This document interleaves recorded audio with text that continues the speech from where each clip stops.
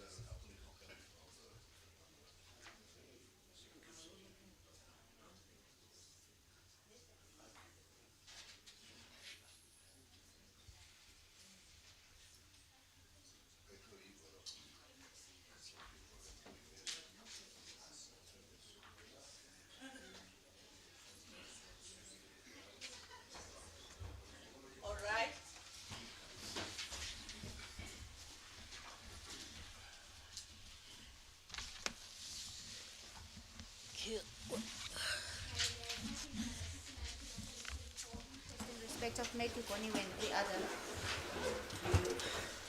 Yes, Mr. Boni. Good morning, everyone. Good morning, Judge. Judge, our process this morning will be December, Alice and Shai. The court would like to call them to the stand. If you come through to the witness stand.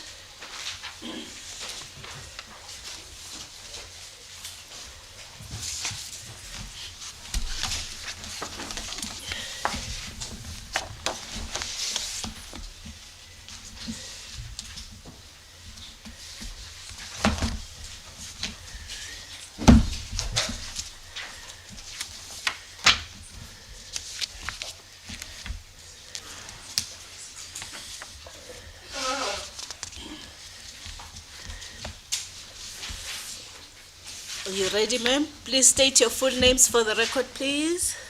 My name is Nomuselo. Mhlawuli. Q. You don't have an objection to taking the oath. I don't have, my lady. Right. Please swear that the evidence you are about to give will be nothing else but the truth. And if you do, say so help me God. Raise. So help me God. Thank you. I also offer the same, make you the same offer that should you wish to sit down whilst testifying, you are free to do so. You have my permission. Thank you, my lady. Yes, Mr. Vani. Mrs. Shai has advised us that she's slightly hard of hearing, I believe, to the left ear. Sorry, the right ear. The right ear, yes. All right. So there may be occasion where those asking questions might have to raise their voice or repeat their question. All right. I think we've all noted that. Thank you. Mrs. Mshlali, before we proceed, I just want to get you to confirm some of the previous statements that you've made in this matter. And my lady, with the leave of the court, I'd like to just hand up a small bundle which comprises a previous statement made by Mrs. Shlali together with her transcript before the Truth and Reconciliation Commission. Thank you.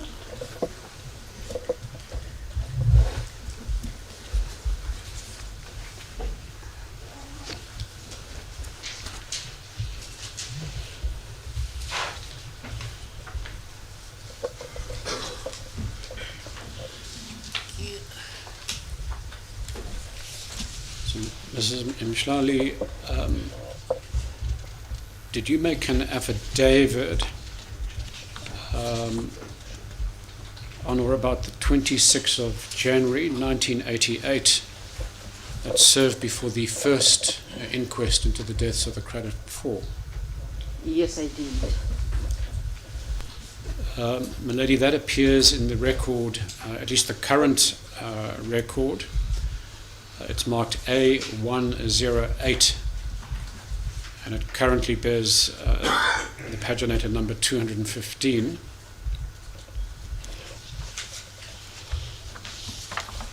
Okay, for ease of reference, I will just mark the bundle you've handed up as F51 because As my lady, please. following Ms. Mhlauli's statement, latest. Yes, indeed. Her current statement is F5, so that would make sense, my lady. And am I correct in saying, Mrs. Mshlali, that in that statement you simply confirmed the contents of the statement of Mrs. Nyameka Ganiwe? That is true, my lady. And Mrs. Mshlali, do you recall giving evidence before the Human Rights Violations Committee of the Truth and Reconciliation Commission on the 16th of April 1996 at the East London City Hall? Yes, I do recall that. I did. Yes. There was a statement there. And you've seen a copy of the transcript of that hearing. I've kept it in my room. You don't have to have it with you now. Oh, yes, You've seen it previously. That. Yes, yes. And Mrs. Mshlali, just for the record, I understand that your daughter, Babalwa Mshlali, who was 19 years old at the time of that hearing, actually testified as well. Yes, Howard, that is true. She testified there on her own free will. She forced that she will also give a testimony surrounding the issues that were affecting all of us, the three of us in Old Swaraj. That is true. Thank you, sir. At her request, she was permitted to testify. My lady, her testimony, that's Babalwa, Mrs. Mshlali's daughter, that begins at paragraph 43, although that because of the formatting of this document, that might in fact be page 43 of the transcript, and the transcript itself is marked A3.4.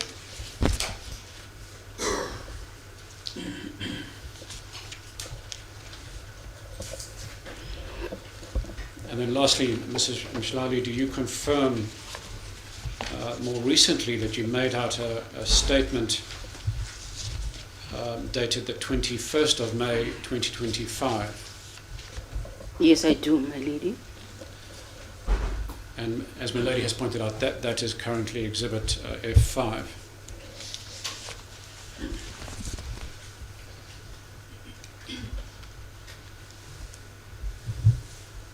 Mrs. Mshlali, can you indicate to the court when you were born and where were you born? All right. I was born in Cradock, 1952.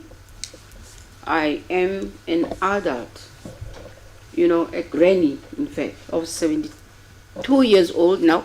On the 13th It's going to be my birthday, you know, the 13th on Friday. And your current occupation?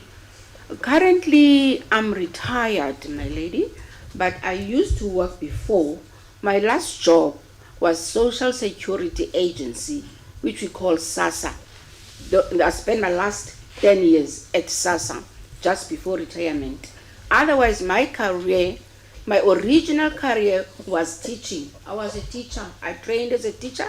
I started at Cradock, Bantu Secondary School. From the primary school, St. James, I went to the secondary school, which was called Bantu Secondary School those days. From there, I went for training in Mount Arthur, where I spent 2 years training as a teacher. Thank you. And let's turn to how you came to know Skelo Mishlali, one of the deceased in the Cradock 4 case. Stan was also in the same secondary school in Cradock, but he was a senior to me. At that time, he was just a student, like all the other students. You know, you didn't have any close relationship at the time, because he was my senior. Like I knew Matthew as well as my teacher. Matthew was my teacher of science and maths and biology. So I knew him, but we grew closer in 1975 when we visited Botswana together with other teachers. We were having a conference there. Stelo and Mzwandile Kuluwe, a close friend of his, also visited Botswana. You know, I was sort of struck by the interest that they had in seeing the houses that were bombarded then, or raids that affected those houses of people who were in Botswana, South Africans, of course. They knew what happened. They went there, they looked, and I also saw the houses because I was with them. You know, their interest in politics, you know, spilled over other countries as well. It was not confined to South Africa alone. Yes. My lady. Thank you, Mrs. Mshlali. Talking of your late husband's political activity, can you give a sense of the court, you know, how it is he got politically involved in opposing apartheid at that time? I must say that Ustelo grew up in Cradock in a very vibrant and political community. No, he was under Canon Kalata, the grandfather to Fort, as a churchgoer. In fact, the whole house, where they were Anglican church goers, you know, members. Uscelo, as a young boy, he became a server under Umfundisi Kalata. He was serving wearing that red and white gown, you know, as a server. And after the church, those days the churches were used as school as well. After the church, they have to rearrange the chairs, preparing for the school on Monday. The meetings of Canon Kalata were also taking place in that same building, you know, after church. He said to me, he would remain behind in order to sort out the arrangement for Monday, but he will not go home. He will sit there and listen to the debates and discussions and the songs, the freedom songs that are sang there.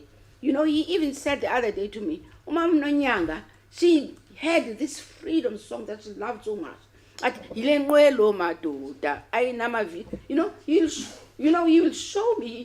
He was a person who liked to dramatize things, you know, and on top of that, his aunt and his own father as well were staunch members of the political organization, you know, the ANC. His aunt was then arrested because of her involvement in politics, and she lost her job after that. She was working as a nurse in one of the hospitals there in Cradock. She lost her job completely up until she retired from where she got another job, as a cleaner somewhere else.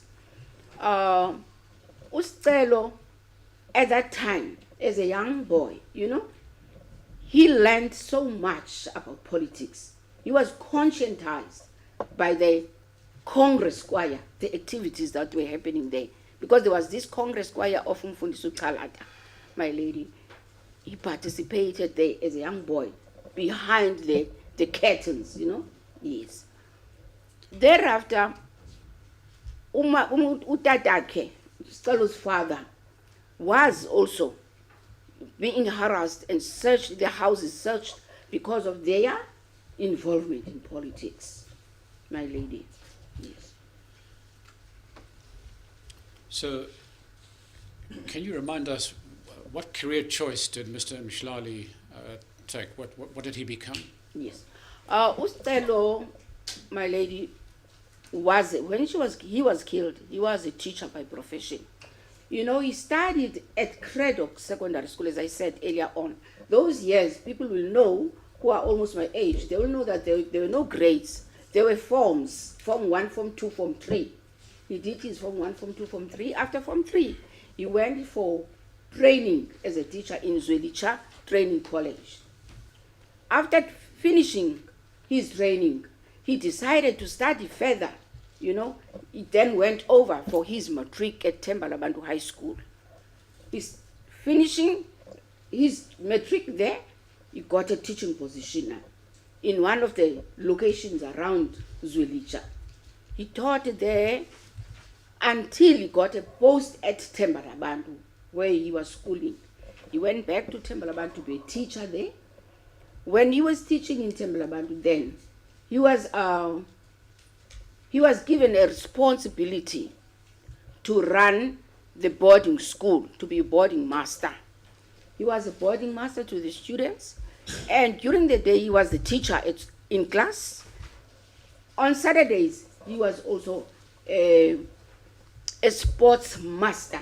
He would train the students in sport because he loved sport so much. They were a family a family that liked to play rugby so much. So, when you say that location, are you referring to Dimbazi? That was in Zwelicha. In Zwelicha? Yes, Okay. in King Williamsdam, where he was teaching. And then the students in Thembalabantu High School engaged themselves in a strike, And in those days, the Ciskaian government didn't play any marbles. They were very strict. So the students were arrested, his students were arrested and others, of course. The day they appeared before the court, he went there, to give moral support to his students, not knowing that will hit back on him.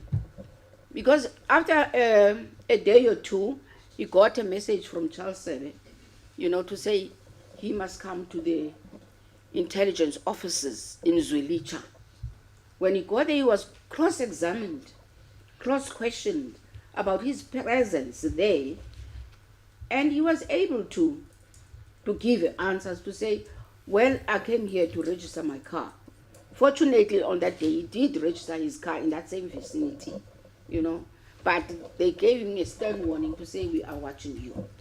And just remind us, who was Charles Sebe? Charles Sebe was the head of the intelligence in the Ciskei there. Everybody knew him, how cruel and brutal he was, He was very strict.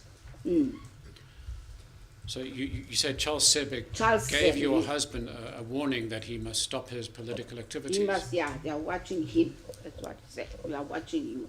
Thereafter, after saying that we are watching you, there was no peace in our house again. He kept on sending his teams, to go via my house to someone's fellow to Zone 6. And at one stage, they took him to the Dimbaza cells. It was so cold. at that time. And he was so scared. I was scared, in fact, more than him, fearing for his life. So your husband did not stop his political He never activities? stopped his, though he got numerous warnings, even at the school where he was, at that time, there were occasions where you have to pay in order to get your salary, get your check. You have to pay a certain amount of money. Ustalo refused to do those things. He wouldn't pay, His name was always having a gap, a space next to him, not paying those monies that were needed. Then there was a lady called Unomfundo. Unomfundo would, trying to save Ustalo, he would pay behind his back and say, please, I'm paying for Stella. And he told me that, he realized much later that Unomfundo kept on paying for him. He said, I'm so angry. I don't know why did Unomfundo pay for me, Yeah. But Unomfundo said, Stella, I'm afraid because you're going to be in trouble. Already there's a lot that is said about you, even amongst us as teachers, my lady. Yeah. So at some point, did you and your husband decide you had to move out of the Cisco? Yeah. Please tell us about that. Yes, my lord. We were in the Cisco. I was teaching somewhere else. And then in 1977, Stelo and Mzwandile Guluwe, a friend of his from Cradock, organized a teaching post for me in Dimbaza. So we stayed in Dimbaza for a while. He moved from Thembalabantu to Dimbaza, where he got a post at Archivelile High School. As he was teaching at Archivelile, he never stopped, interacting with students, valuing the students, As a result, the students were becoming aware about certain things, about their rights. Yeah, let me put it that way. They were becoming aware of their own rights. They embarked on a strike as well in Dimbaza. Stelo again, the police came with child saving. They beat the children, and when they were beating them up, they were not just playing with them. They really put them, they injured them. The children were bleeding, Ustalo again, he took a risk of taking those children, my lady, to the clinic because there was no ambulance made available for them. Took them to the clinic with his small car. He had an escort small car. He was doing that up and down, taking them to the clinic. Again, he was in hot water about that. Why did he transport these children, But he just couldn't stand, just waiting and looking at the children bleeding, others fainting. He tried to save their lives, my lady. So were the police accusing your late husband of siding with the protesting school children? Yes, he was seen as an instigator, for these children that were protesting. Children were protesting because they knew their rights now, and he was seen as an instigator, together with others, of course. Yes. So let's proceed with the story. I understand from your statement that things were getting quite hot in Dimbaza. What did you and your husband decide to do? When things became so hot in Dimbaza, my lady, there was no rest. Every time if the police van passes by, we would shiver and think that they are coming to us, and getting all those messages of being summoned to Zwelicha, Zone 6. And we made a decision that he must get a position somewhere else, a teaching post. That's why he left me still expecting Unsika. He left me there in Dimbaza, went to Oudtshoorn, where he got a principalship post in Fezekile High School. I had to follow, once I delivered Unsika, I followed the following year, to be together in Oudtshoorn. We stayed there together in Oudtshoorn. Every holiday, we would go home. We'll go to Cradock, which is our original home. Every holiday we go home. Unfortunately, am I too fast? Yeah. Just before we proceed with getting to the 27th of June. We'll get there shortly. Yeah, okay. Can you describe the political activity that you and your husband engaged in Oudtshoorn? In Oudtshoorn, yes. In Oudtshoorn, Oudtshoorn is a vibrant place, you know, and there was a colored community on the other side called Bridgeton. The people were the African people were living in Bongoletu. Those groups of people came together, interacted very well, you know, planning issues, making things happen. I remember they did set up the street committees, street by street, you know, holding meetings as by street, and then in 1983, when the UDF was launched, we all went to the launch of the UDF, my lady, together with our comrades from the other side. In Cape Town? We traveled to Cape Town, yes, to be part of the launch of the UDF. And then coming back from Cape Town, you and your husband were involved in UDF work Yes. in Oudtshoorn? When we came back, we started working really hard towards making UDF alive, you know. And I know that there was a time when the UDF in the Southern Cape had to be launched. Comrades from Cradock, like Matthew and others, they came down to Oudtshoorn to assist in establishing the UDF of the Southern Cape, my lady. That never stopped. That went on like that. People knowing their rights, people, school children as well, you know, setting up structures in schools, you know, setting up structures in the community, like the Bongoleti Women's Organization, like Boyo, Bongoleti Youth Organization, and the civic organization also in this community.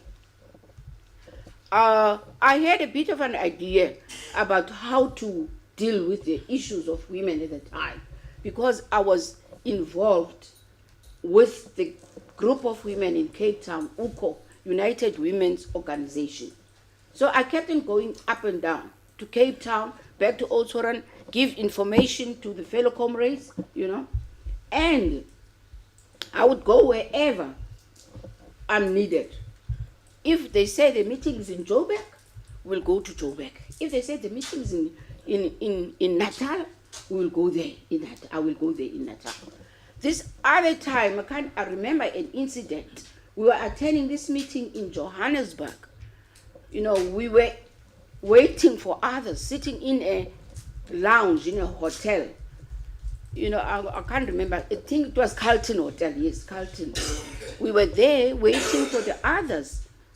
You know, Jesse Duarte came in and said, "Comrades, we are under surveillance." I was shivering because I was thinking, oh dear me, if they arrest us, what am I going to do? Oh, Mama Susulu was there as well. And you know, those mamas, they were so strong and powerful. They didn't shiver at all. They said, listen here, the other group should go this way, the other one that way, and the other group should go that way. They go with you in your car. You know, we went to different ways. I still ask myself, even today, where did we go to with those mamas?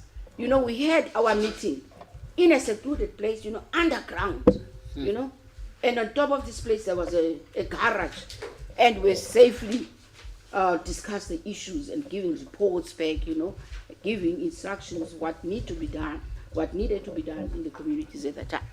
But those were certainly hectic times, Mrs. Mshlali. Returning to Oudtshoorn, can you explain to the court Mr. Mshlali's work with an organization by the name of Samstan? As I said, Oudtshoorn was very vibrant. There was an organization in Bridgeton called Samstan. Samstan was having a branch of an advice office. So he was part of Samstan, the establishing of that Samstan. And he was also a member of the board of Samstan. You know, when we go home, we'll take copies of some stuff, distribute them along the way in Port Elizabeth and in Cradock. And people enjoyed reading that newspaper because it was a progressive newspaper. It was a sister to Grassroots newspaper at the time. So the political activities of Mr. Mshlali in Oudtshoorn was not attracting attention from the security branch. What kind of attention, what kind of harassment did you and your husband sustain at that time?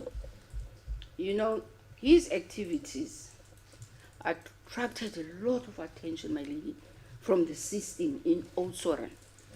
Every time he would get some visitors, unknown persons, you know, they would come to him and say to him, come with us. They will go with him. When he comes back, he'll report to me that these chaps are saying to me, I must do away with politics because I'm a civil servant. But he wouldn't, you know, he continued despite that they were threatening him about various things, but he didn't retreat at all. He continued with what he was doing. And there was this connection now between him and Cradock and his fellow comrade, Matthew Boniwe. You know, they kept on talking over the phone. They kept on talking about issues, you know. And if there's something that he thinks he needs advice on, he will talk to Matthew. Matthew was his old friend, a childhood friend, you know. They grew up together. In so much that in 1967, when they had to go to the bush, you know, for initiation, they were there together. So their relationship was already intact at that time, 1967. So Matthew kept on talking with him. Now on this particular, I think it was in 1985, earlier than June, his office was gutted with fire. Right at the middle of the night, someone came to us and said, Tishara, your office is on fire. He woke up. When he got there, indeed the office was on fire. There was nothing that he could save. But he was really worried about his material because he was studying at the time through UNISA. He said, hey, what is it, these books that you get from, can't remember. Study guide. My study guides, yes, thank you. My study guides. That have been his office, principal's office. That's the prince. Or Samstan office. What office was that? That was gutted. Oh, okay, my lady. That was his office, his office at school. Because As a he principal. spent- When he was a principal. Yeah, when he was a principal. Thank you. Yes. Yes, Mr. Vani. Because I think he used the office as a safe space for him to talk to Matthew because they had a landline. And also to do his schoolwork after hours. He would go home later in the day. Yeah. So did you and Mr. Mshlali have some suspicions as to who might have been behind the burning of his office at school? Yes, there were suspicions, seeing that there were these people who kept on saying to him, please don't involve yourself in politics, you know. Those people were the first suspects, but the case never went anywhere. Nobody was arrested after that fire. Right. And Mr. Mshlali did not stop his political activity? He after did the not fire? stop his political activism. You know, we went home to Cradock, and he told his mom and dad that my office has been burnt down. The response of the mother was that, Danam, that's not a good sign. They are coming for you. That's not a good sign. You know? Yes. Yeah. Now we can actually return to your earlier evidence where you were explaining to the judge that you, your husband, every holiday you would return to Cradock. And so now we're in 1985, in fact June 1985. You can pick up the story. Approximately when did you return to Cradock? And please explain how you had to go to Port Elizabeth yourself and why it was that your husband made a trip to PE also. My lady, during that June holiday, I registered with Vista University. It was still new. And there was a course that we were doing as teachers to develop ourselves further. So I registered for that course. We were having a winter school from the 24th of June. You know, he drove me down, Ustelo, and he promised to fetch me on Thursday. On that Thursday, he never picked up. In fact, on Tuesday, he called me. We didn't have a landline at my home. We used our neighbor's phone. He called me saying that, I'll pick you up on Thursday, you know. I said, okay, fine. On Thursday, he never turned up. Sorry, where was the winter school held? In Port Elizabeth? In Port Elizabeth, yes. Yes, my lady. The winter school was held in Port Elizabeth. It was still a new structure, you know, a new course for teachers. So you, On that day, yes. This is Thursday. Thursday, the 27th of June, 1985. He never came. And I was wondering why, you know, I didn't know. And then my father-in-law called me on a Friday, asking me, Nolita, that's the name they call me when I'm at home. Your marriage name? My marriage name, yes, my lady. Yes, my marriage name. Nolita mntanam, uSicelo, uke wambona? Did you see uSicelo anywhere there? I'm still waiting for him now. And Utata said, okay, Kimtana. Then I got a call again from Reggie Olifant, who was one of the community leaders in Oudtshoorn. He said, my comrade Mhlawuli, I just saw a newspaper saying that there are persons missing, you know. I said, hi, Bo, Reggie, are you saying uSicelo are missing? He said, I don't know, that's what I see in the newspaper. And immediately in my mind, I heard that, oh, maybe they are arrested. That was the first thing that came to my mind. And I spoke to Tata, Ulindelo, my sister-in-law, my other sister-in-law, and she said, Sis Nolita, uzabuya nini ke ngoku? Try and stick to one language. Sorry, my lady. When are you coming back? Then I said, okay, I'm still waiting for uSicelo to pick me up. And I could see that Ulindelo was reluctant to tell me, no, they never returned at all. You know, until Tata said to me, Nolita, I will send your brother-in-law, Stelo's youngest brother, to come and pick you up because he left the keys. And then he came with Roy Kalata, a brother to Fort, to pick me up in Port Elizabeth. Again in my mind I was saying, Babanji, let me go and get some takis for him, get him some warm track suit so that he is comfortable where he is. We went back, I bought those things, yeah. We went back to Cradock. When we got there, my lady, I got a suspicion that something worse has happened because there were so many cars in front of my home. When I walked in, I saw Mfundisi, a reverend, you know, preaching to the people that were sitting there. And I said, as I walked in, I said, Mfundisi, ufuna ntoni? Mfundisi, what do you want here? What puts you here at my home? And Mfundisi was like, he didn't respond. But immediately, I could see something serious has happened here, you know. And I fell at that time, you know. I don't know what else happened, but they took me to hospital. In the hospital, I was unconscious. I didn't know where I am. Later on, I woke up, this nurse calling my name, you know, clapping me, saying, woo, Nombiselo, the veins have collapsed. I can't get the veins. She was trying to put in a drip, but ultimately she managed to do that. Then I was revived. I went back home. When I got home, then the news were broken to me in a proper manner, that this has happened. I didn't know what to do.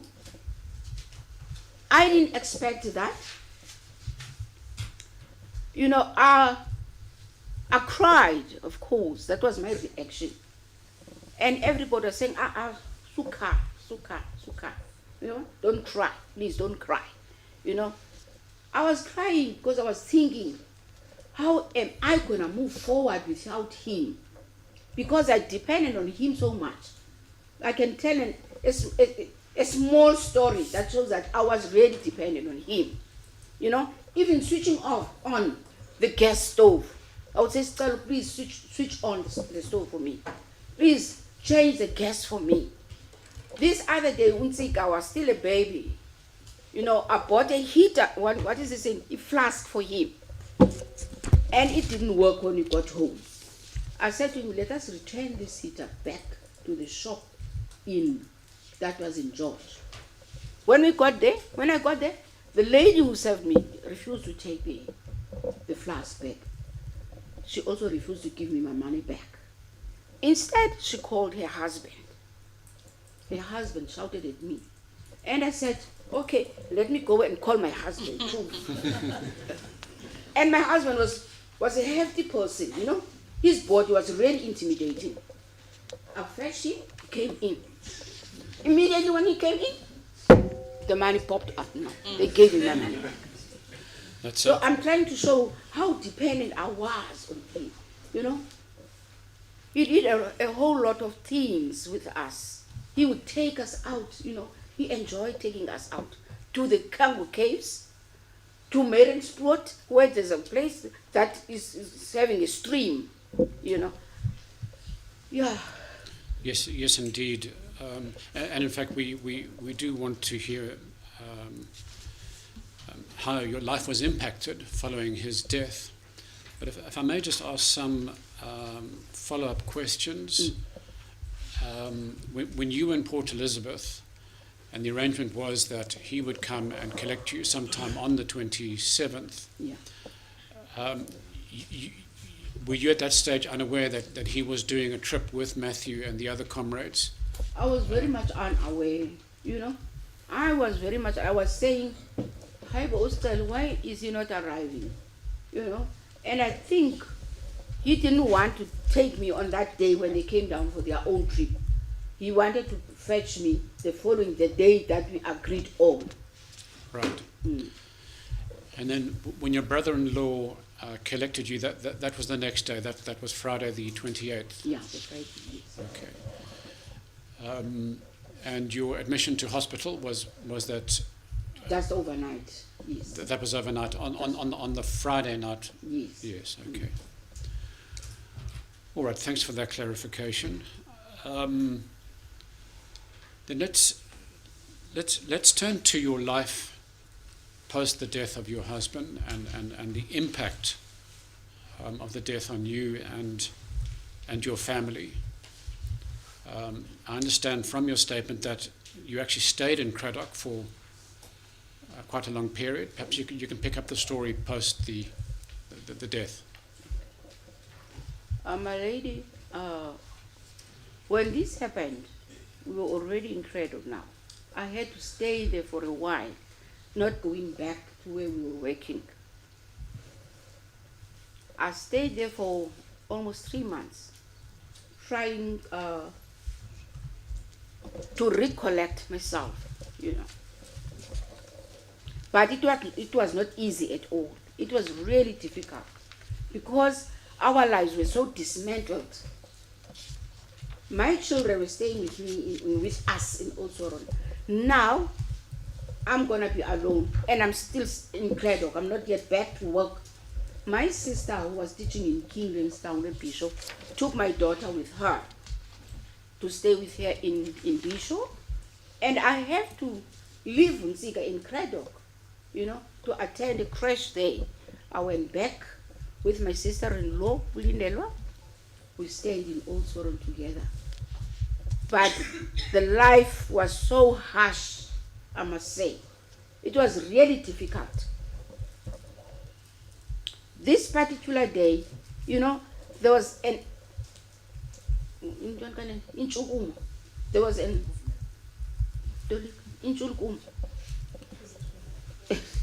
there was an unrest. Let me put it that way. Yeah, there was an unrest in Old Soren.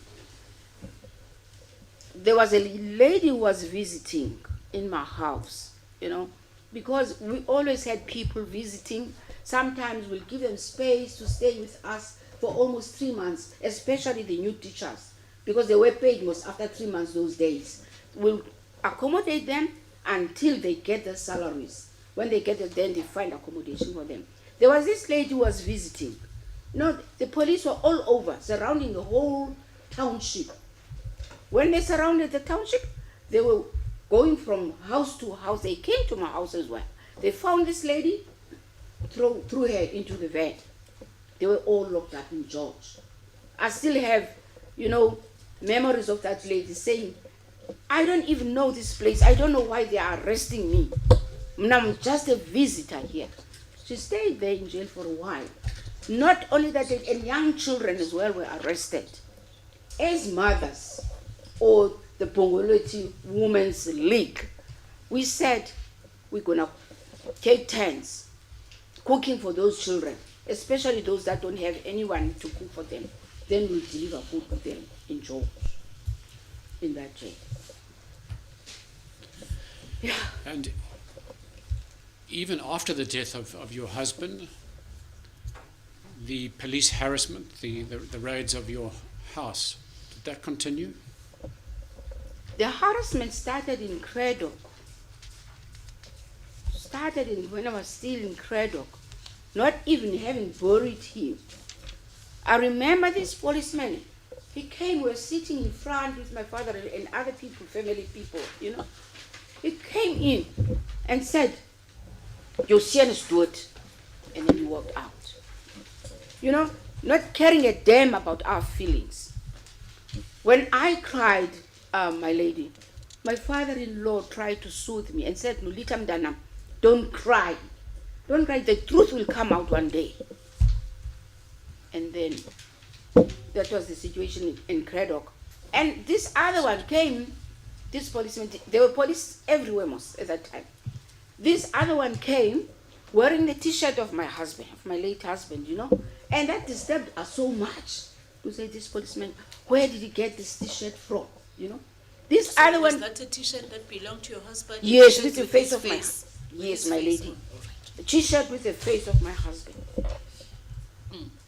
This other one came again to our home there in Cradock, ripped off the ceiling.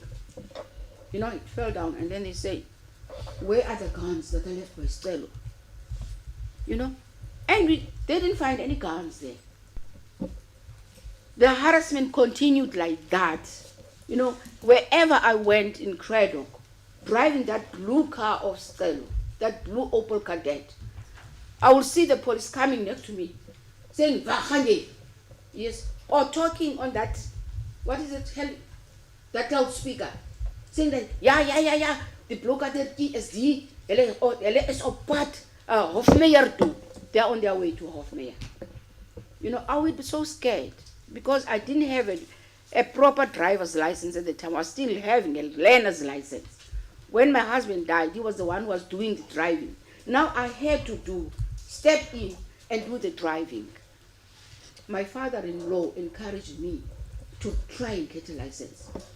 I'm telling you, I went there for more than 7 times, failing every time. Sometimes I would say, Aibo, I don't understand. What is it that I've done wrong? 7 times until I got the license. When I got the license, we had to drive back with my sister-in-law. I did mention this forward. I don't know whether I should. Maybe not. Actually, we don't have to mention that story because it's not really connected to the death of your husband. Yeah. Now. But you did mention also in your statement that the police would confiscate books and posters from your house, and I understand that was quite upsetting for you and your children. it still pains me the way they treated us in Oudtshoorn. They will come at an ungodly hour, kick the doors, open my work, got the dirt stagnant. I would pretend as if you're not there. It's me and my 2 children, it's a small, I'll pretend as if you're not there. And then the other one say as here, on sin opel kadeki is beter card. Then I thought, oh dear me, now they know I am here. I would pretend as if I'm strong, though I was like in pieces. I would say, yeah, on says he, trying to put up a brave, whatever, response. My leader would say, yeah, on says here. Then they open 12 midnight. They will scratch the kist where we normally keep our valuable stuff. Because I was keeping in this kist the sympathy cards that came from various people from various places. This other one kept on saying, "What's a kaartjies is die?" And the other one said, "It's a dweeman, it's a kaartjies," trying to make me feel bad all the time. This man was shouting at me. We will ask, whose book is this? And every time I'll say it's Celo's book. They got a lot of material because he had his material at home, banned material as well. Every time I'll say, no, it's Celo's book, it's Celo's book. And then this man said to me, weet jy wat? Die waarheid sal kom uit. The truth will come out. I said to him, indeed, the truth will come out one day. Indeed, the truth will come out. And I understand that you were particularly upset about a poster from the funeral that they decided to take away. As they took those books and everything that they wanted to take, they took a nice poster. Others might remember it, those that were at Cradock in the funeral. A huge poster with all these comrades that were eliminated. And there was a message saying, "Stop apartheid killings." They took that poster as well. I was really upset about it. When they come to my place, they will do all that they want to do, and sometimes they will take me as well and go with me. On this particular occasion, they took me to the security branch offices in town in Oudtshoorn. When I got there, Babalwa was a wakker child.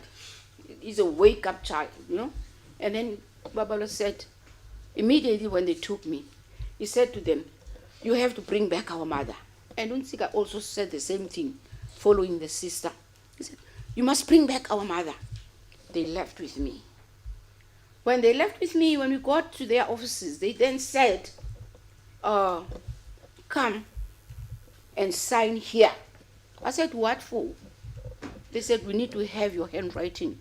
Maybe one day you will be involved in making posters and pamphlets." I said, "But they're not made by hand. They're made with a machine. So for that reason, there's no need for me to sign." And then this other one said, "Latonza kikifat." There was no way that I could avoid that. They took a picture. I don't know what did they want to do about that one. When they take me away, leaving my children alone, that community was, as I said, it was a vibrant community, it was a loving community, a closely knitted community, my lady. Baba will pick up a phone and phone the advice office in some state and say, "They've taken my mom away."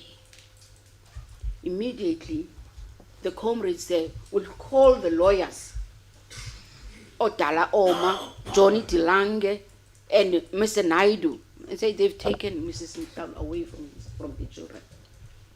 And Jan van Eyck was also called, to intervene. He would say, "Please take that woman back to her children, and also that poster," because I emphasize that there's this poster that I like so much. They've taken it, but they never returned the poster. Who was Jan van Eyck? Jan van Eyck was a member of parliament. I don't know whether he was in a conservative party or what. No, I think in those days he was with the Progressive Federal Party. Federal Party, yes. He was working closely with the communities. at that time, yes. Milady, just for the historical record, we will hand up a copy of the poster that was seized from the house. We'll do that later today.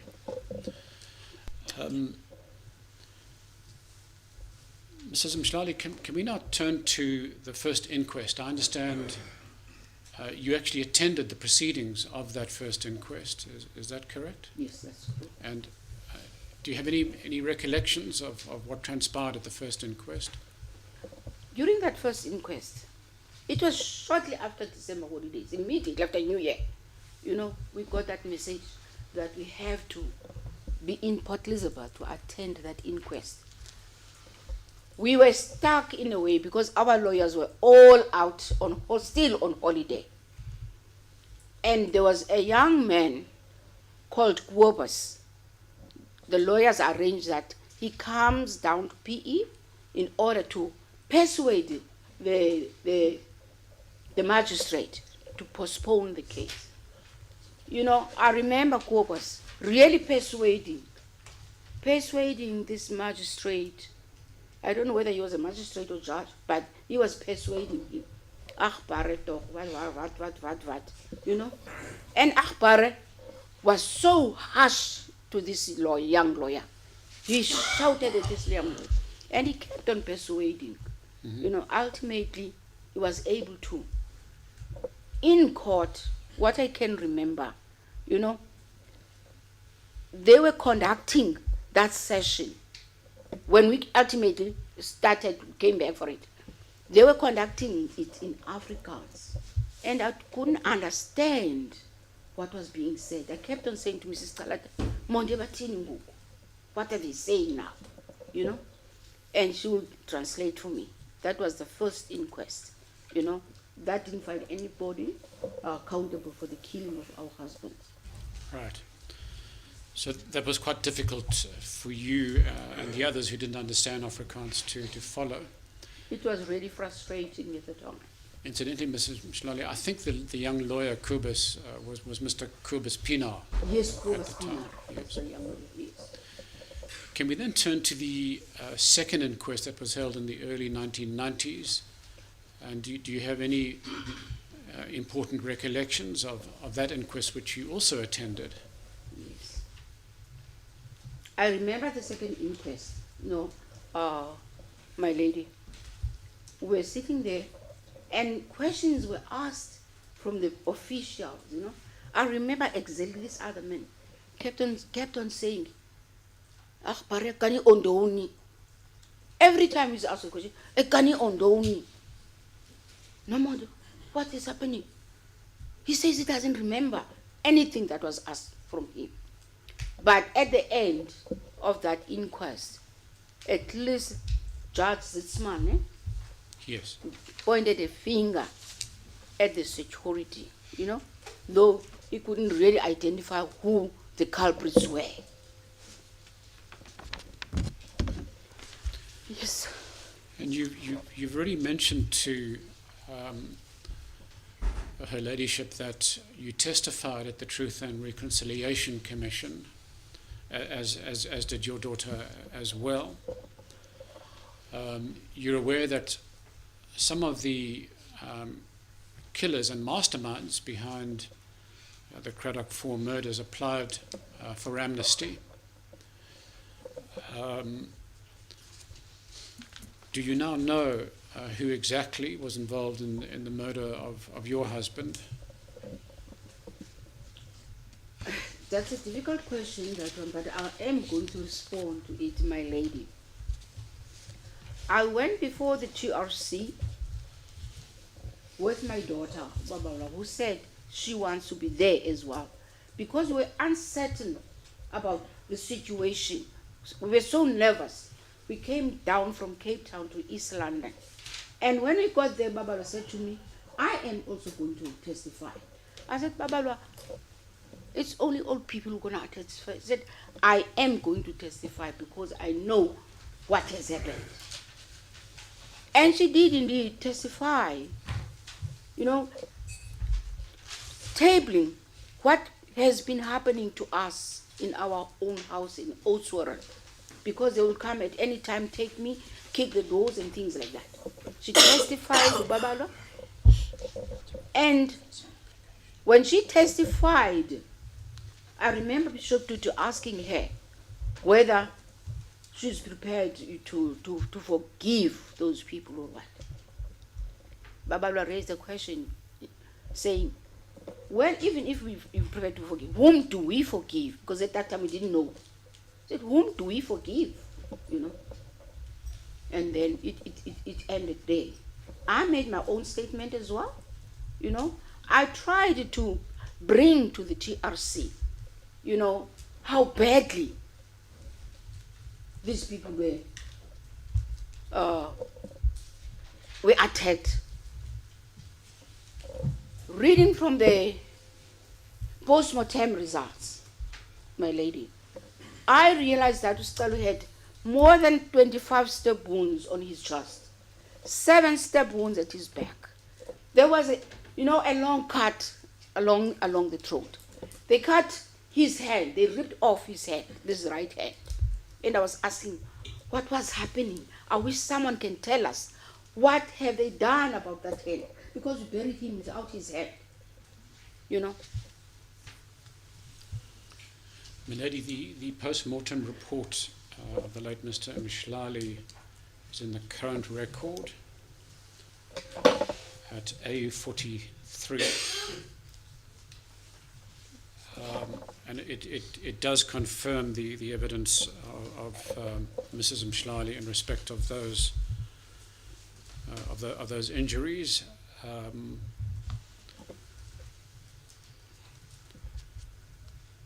And Mrs. Mshlali,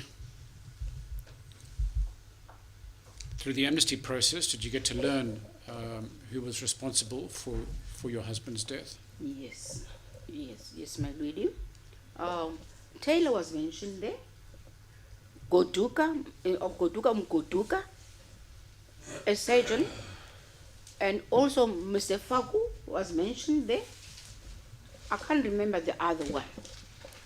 You know, my sister-in-law was also sitting in that amnesty, you know, in that hearing about amnesty. She remembers very well what Taylor said, you know, that he said Stella was in his group. They were divided into groups to go and kill these people. And there were these 2 guys as well that were part of that group that killed Stella. Now I know who killed Stella. Yes. So the other 2 who were mentioned are sergeants in the security branch, Faku and Mogoduka. Yes. Yeah. Milady, we can also refer to the amnesty application of Mr. Saki van Zyl. It's Exhibit D, item 61.1.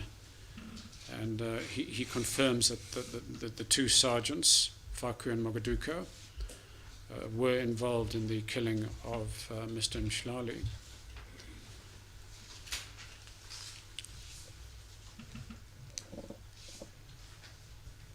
Mrs. Mshlali, close to death, you now became a single parent. You remained a single parent for the rest of the upbringing of your children. Can you just briefly describe how that experience was to lose your husband in that fashion and then have to bring up your children on your own? My lady, it was a very difficult situation to be on your own, to bring up children. We were staying in Oudtshoorn, as I said. There was a lot of harassment there. I decided to leave Oudtshoorn by night, not even telling other people. To me, it was a way of running away from this harassment, that it was so consistent. Even if I pick up a phone and call my father-in-law and say, Dada, we are coming on holiday now. It's school holidays. We are now getting into the car. Even before I lock the door, they will come and say, where are you going to? I have to sit back. You know, then they ask me questions, my lady. Where are you going to? Give us a full detailed address. We need to know where you are. That continued You know, even if I'm not there, they will go and look through the windows. My neighbors, as I said, the community was a closely knit community. Those people are very loving. They will come to my house and look through the windows. There was a neighbor of ours. This young man would always watch. When I come back, say, "Ma'am, they were here." They were peeping through the windows, and I wanted to see what is it that they're gonna do. Sometimes when they come to my house, I'm trying to detail the harassment that really pushed me to be out of Otsore. Besides just taking me, they will shout at me, bark at me, you know. And until I said to this other man, "My lady, I don't even know where they get the guts from." I said to him, "Since you came in this house, you've been barking at me. Will you please stop barking at me?" And then, for a change, he sat down and he asked me, Can you just pause for a moment? yeah, Please continue. he sat down and asked me, "Can I smoke?" I said, "Okay, fine, it's okay." That is also reflected in Babalo's statement. You know, I said, "It's fine." Mrs. Mshlali, we're going to have to wrap up shortly, Okay. but I understand that in the end you decided to move out of Oudtshoorn for your benefit and the benefit of your children. Can you just briefly explain where you went to and what you did? As I said, my lady, it was a way of running away from those people, from that harassment. I just left our house there, you know. We had a house that we built on our own in terms of buying bricks from those houses that were broken down. You know, we built our own house. Even everybody was participating, all of us. We were carrying the bricks into the van, you know. Even the little one, Nsika, I think he was 2, 3, he was also assisting, you know. You know, we had that attachment to that house, but we had to leave it there. I took my children, put them in the car. I said, "Let us go to Cape Town." In fact, I didn't even discuss with them. I just put them in my car, my lady. When we got to Worcester area, you know, my senses now came back to say, "You are going to Cape Town. Who do you know there? Where are you going to stay?" I sat down, I said to them, "Let us take a break and rest for a while." In the meantime, I was thinking, who's going to accommodate us? Fortunately, in my mind, I thought about this lady who was called Magritte Knapp, who was very supportive throughout, you know, in all these challenges. I phoned her on a public phone. "Magritte, you are on our way. Okay? We don't have a place to stay with my children." I said, No, I will accommodate you. But there are strict rules. I'm not going to give you the key because my house is, people broke into my house more than twice. So if I leave at 5, you also have to leave and wait in the car. If I come back at 6, you also have to come back at that time. Mrs. Mshlali, sorry to interrupt you. Yes. And it is reflected in your statement It is. that you moved to Cape Town, how difficult it was. You had to go through multiple jobs and challenges. Can we move to the last question from me? It's now been some 40 years since the brutal murder of your husband. You're aware that several individuals were refused amnesty for the murders. There have been no prosecutions. We're now 40 years and a third inquest has now started. How has that impacted you and your family, this long journey to closure? Yeah. It has been a very difficult journey, my lady. You know, we've been like feeling empty all the time because we're still grieving. The grief was within us. We never processed the grief in time, you know. And we never even had time to mourn properly. So it was really difficult. Now I moved to Cape Town with my children in an unknown environment. I went to school. I was under the pretext that I really need to study further in order to close the gap, so that I can earn a salary that is better than what I'm earning. But I must tell you, it was really difficult in that school because I was not focusing most of the time.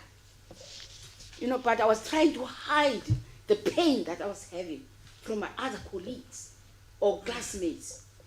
But there was this lady called Joan. She said to me, "But why do you look so pensive?"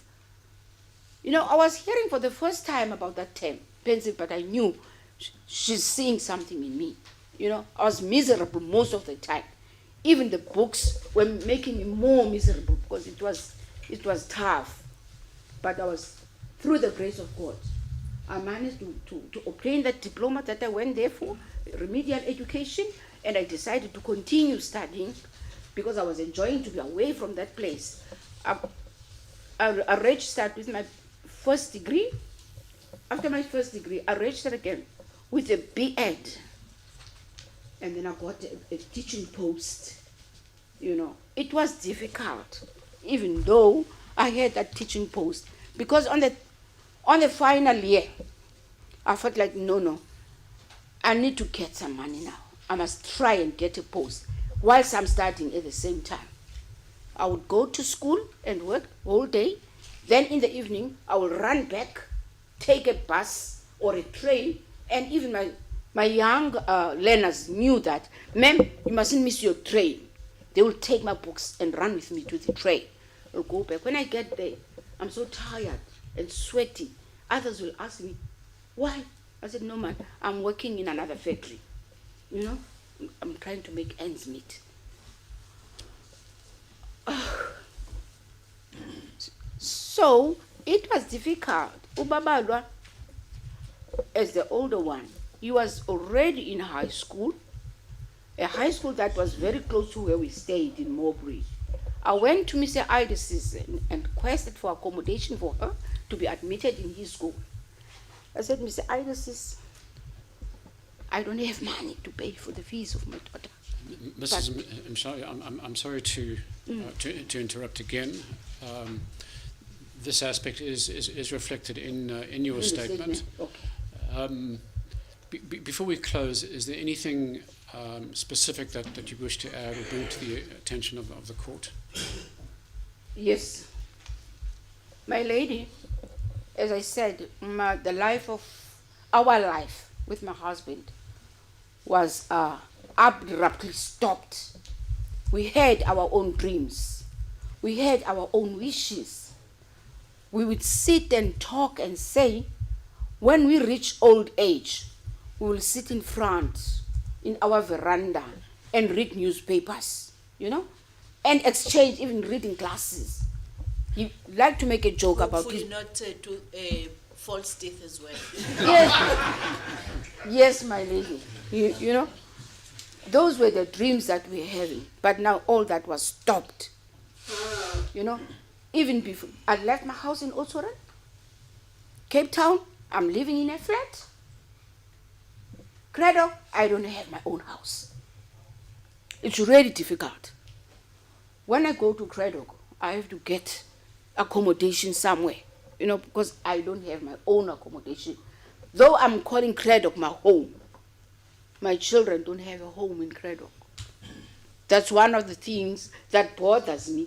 I'm saying I must talk about it outwardly, It's a big problem that I always talk about, even when I talk to my other fellow widows, like Nomonde. I say, "Hey, I thought that when I retire, I'll be in Cradock, but I'm still stuck here in Cape Town because I don't have my own accommodation, my lady." That's what I wanted to. Thank you, Mrs. Mshlali. We commend you for your courage and your fortitude over so many years. No further questions, Madam. Thank you. Any questions for Mrs. Mhlawuli? No questions for us. None. No questions. Thank you, Mrs. Kuman. Only just a clarity. Clarity, okay. In your statement, it is mentioned that there was a strike that took place in Kimbaza after the death of Mohapi Mapetla. Was there any relationship between your husband and Mohapi Mapetla? You know what happened? During that time, when the students embarked on a strike, you know, Mohapi Mapetla was known by everybody, you know. And the students wanted to have a memorial service, you know, a protest, you know, because they know that it was not a natural death. There was a relationship with them, in so much that, I must say, even during Steve Biko's funeral, we went there. Stella was there. He's the one who said, let's go to Steve's funeral. So these people were known to him as comrades. Then after that protest, your husband was arrested.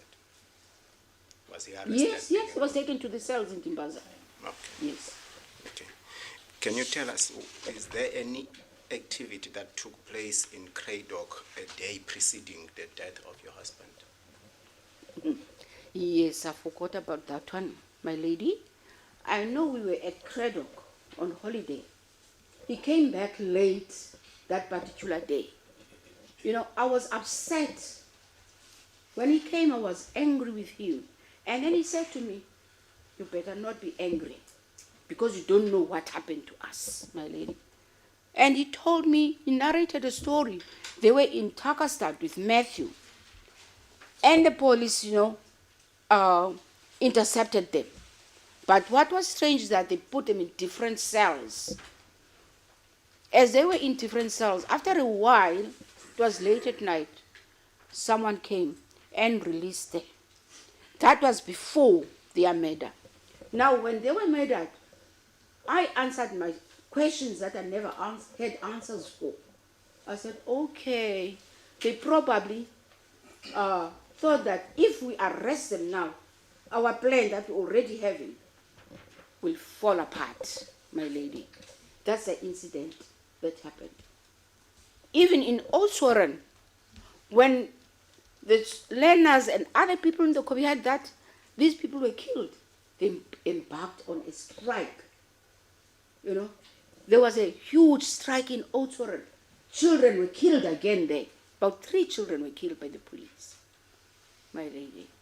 So when you make reference to the plan, that their plans were going to fall apart if they had killed them at that time, do you think there were plans that were in place that they wanted to execute, but they didn't know when to execute those plans? Yes, that's exactly what I'm saying.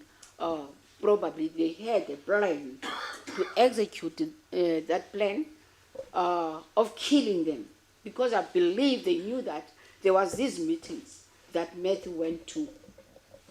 I don't know whether it was on Wednesdays or what days, but there were regular meetings that he went to. That's why I'm saying, okay, they thought that that plan would be jeopardized if they do keep them there. Yes. You mentioned for the first time surveillance that when you were in Johannesburg, Jesse Duarte came and said you were under surveillance. Yes. Did you experience a surveillance before that meeting with your husband, or in your community, or in Oswaran? Well, the surveillance, as I said, was regular in Oswaran and in Cradock as well. As I said, they would even come to my husband and say, sometimes it's people that you don't even know, and talk to him and say, Disha, get out of the politics. Yeah, so it was not for the first time that you experienced surveillance, as it was communicated to you by Jesse Duarte. Yes. Okay. Mm.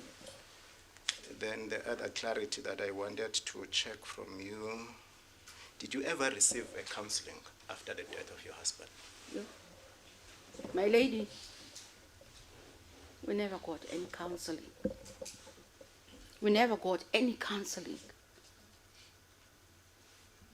It's really difficult even for my children to pull themselves together. Especially Wabalwa. Even your character has changed. We never got any, though we were promised about counseling, but we never received any counseling.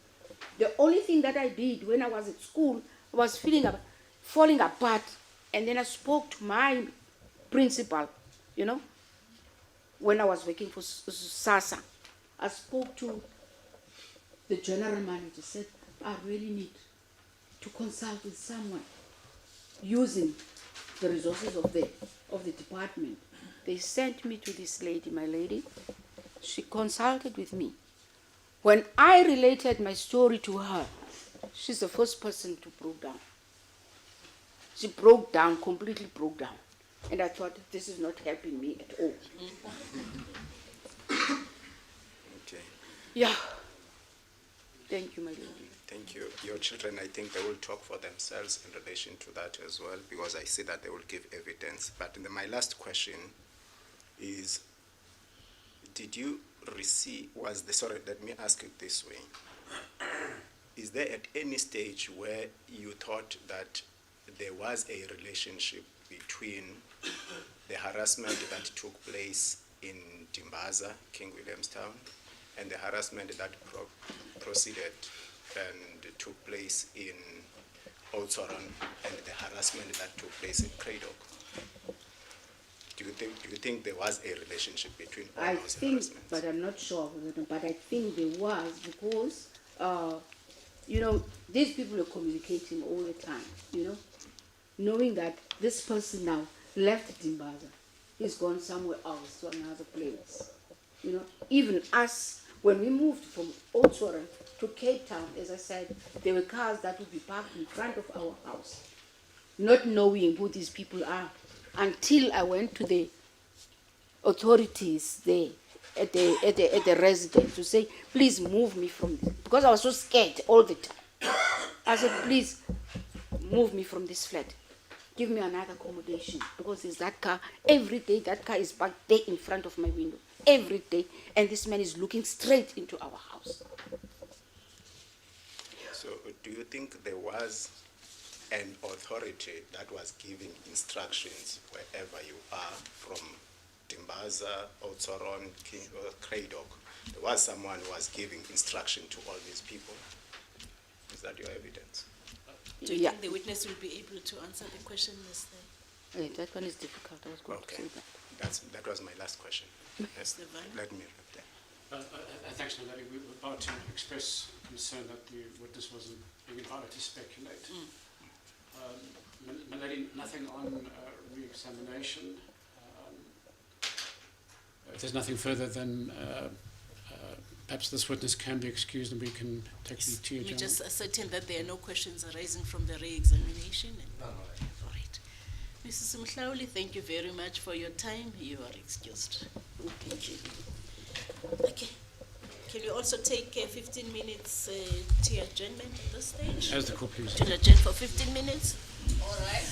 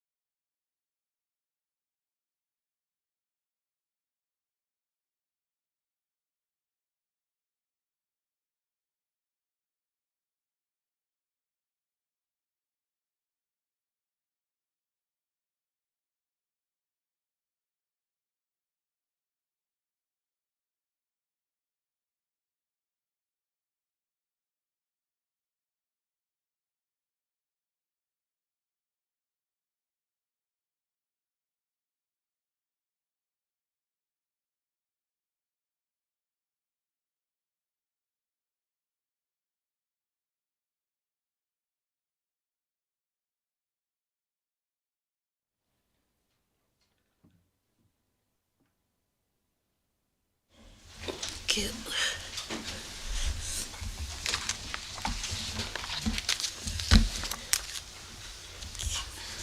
Yes, Mr. Solomon. Thank you, my lady. We'll be calling our next witness, Mr. Nsika Mhlauli.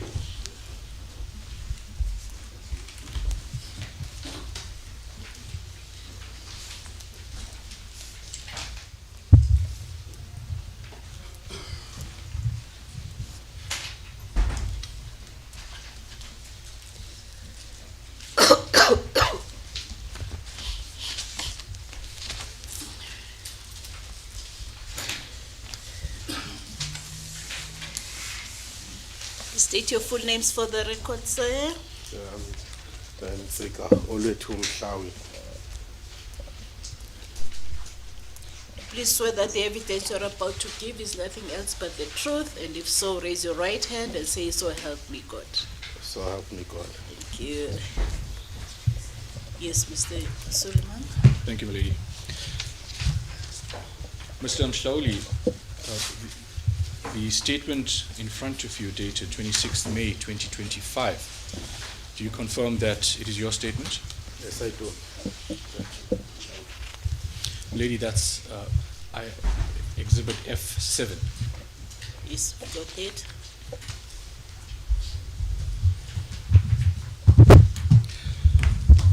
Mr. Mhlauli, can you please explain to Her Ladyship who you are? Okay, I'm Nsika Mhlauli. I work in a retail shop. Currently living in Claremont with my mom and my son.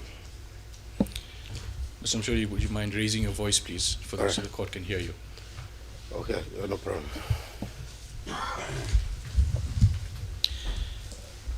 And you are the son of Mr. Sikelo Mhlauli.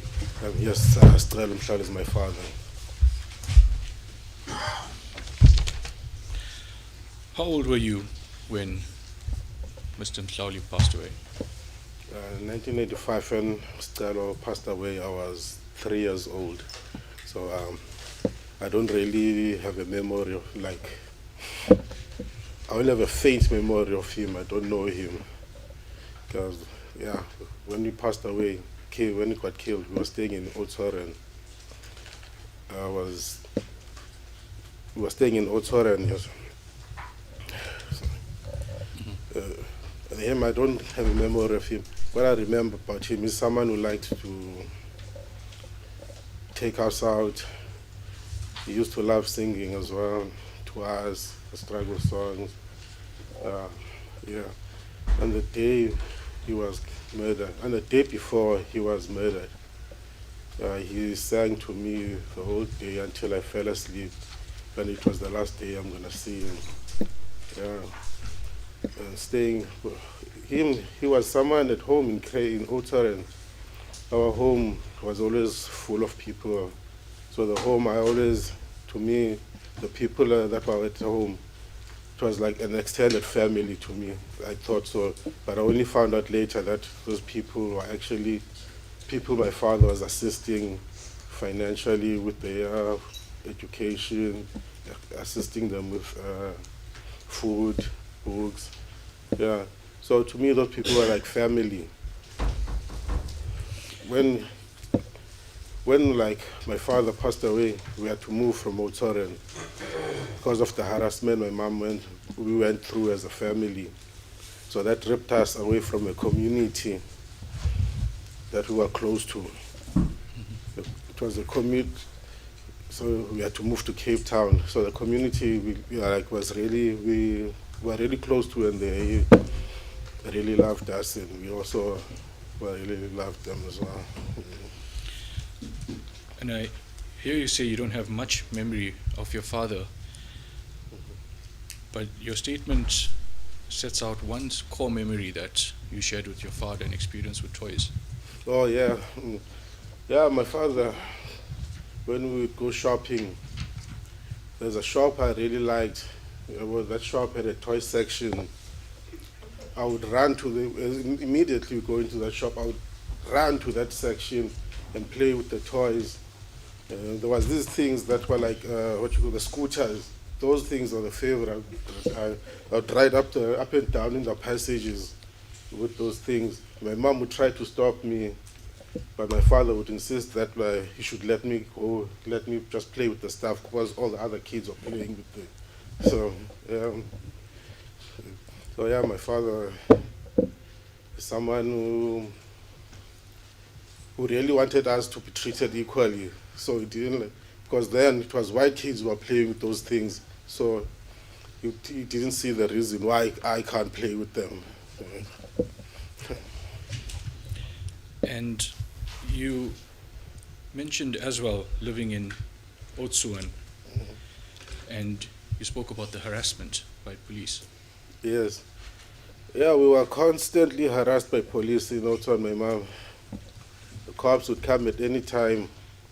They would take my mom away and guess for questioning because I was still young. And so they would take her. At times, they would even come in the night and they'd ransack the house and keep us awake all night.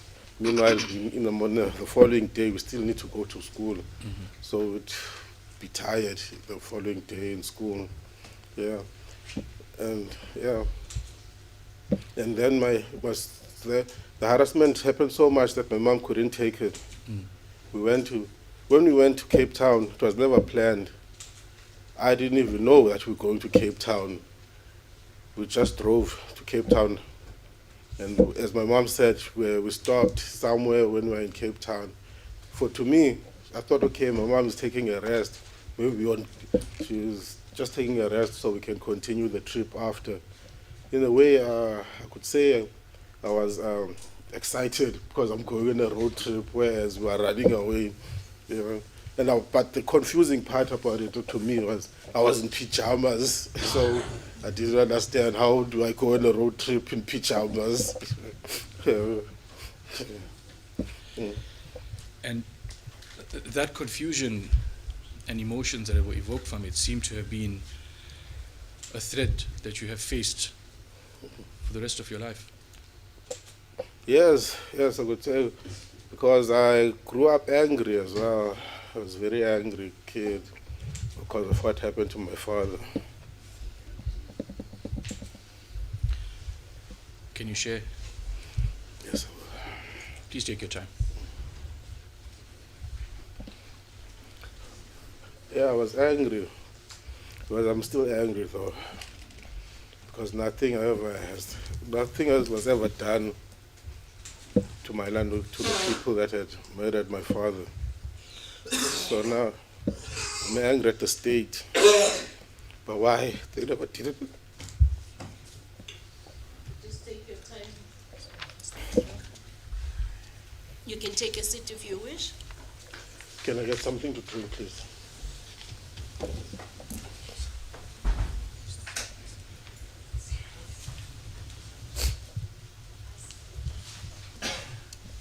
Thank you, sir.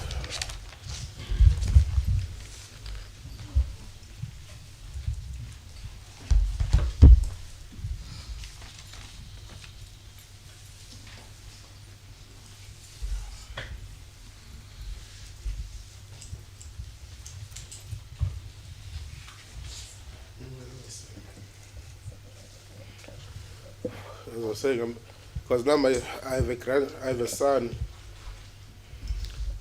My son, he was doing a project for school on Heroes of South Africa. So he decided to research on his grandfather and write his project on his grandfather. When he came home that day, he had a question. He asked, well, why weren't these people arrested? Why didn't anything be done to them in this 40 years? But at the same time, he had answered himself. He said he understands before 94, it was still oppression, apartheid. They wouldn't prosecute themselves, the people had done it. But then he still had a question, but why, after 94, nothing was done? I didn't have the answer for him. There was no answer.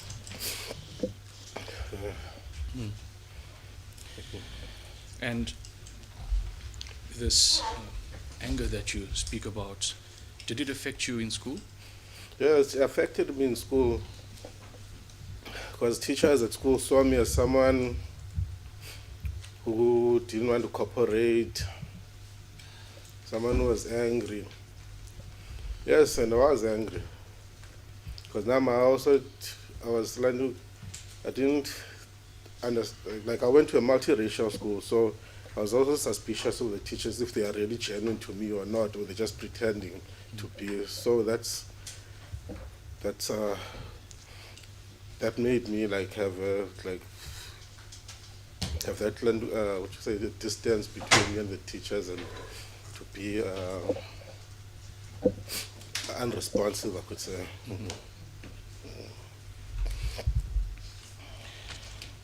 And you also mentioned in your statement that these emotions also impacted you when you went on your cultural and ritual journeys. Yes, it did have an impact on me.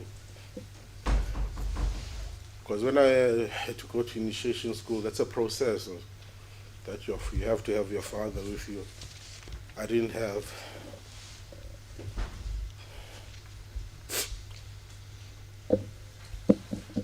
I didn't have a father to come, but at least I had my uncle. My uncle was there for me.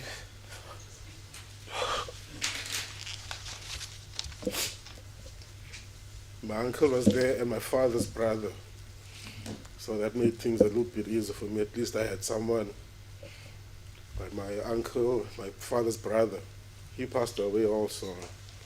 Now I'm still, and now I'm his brother. He was the last male figure who was directly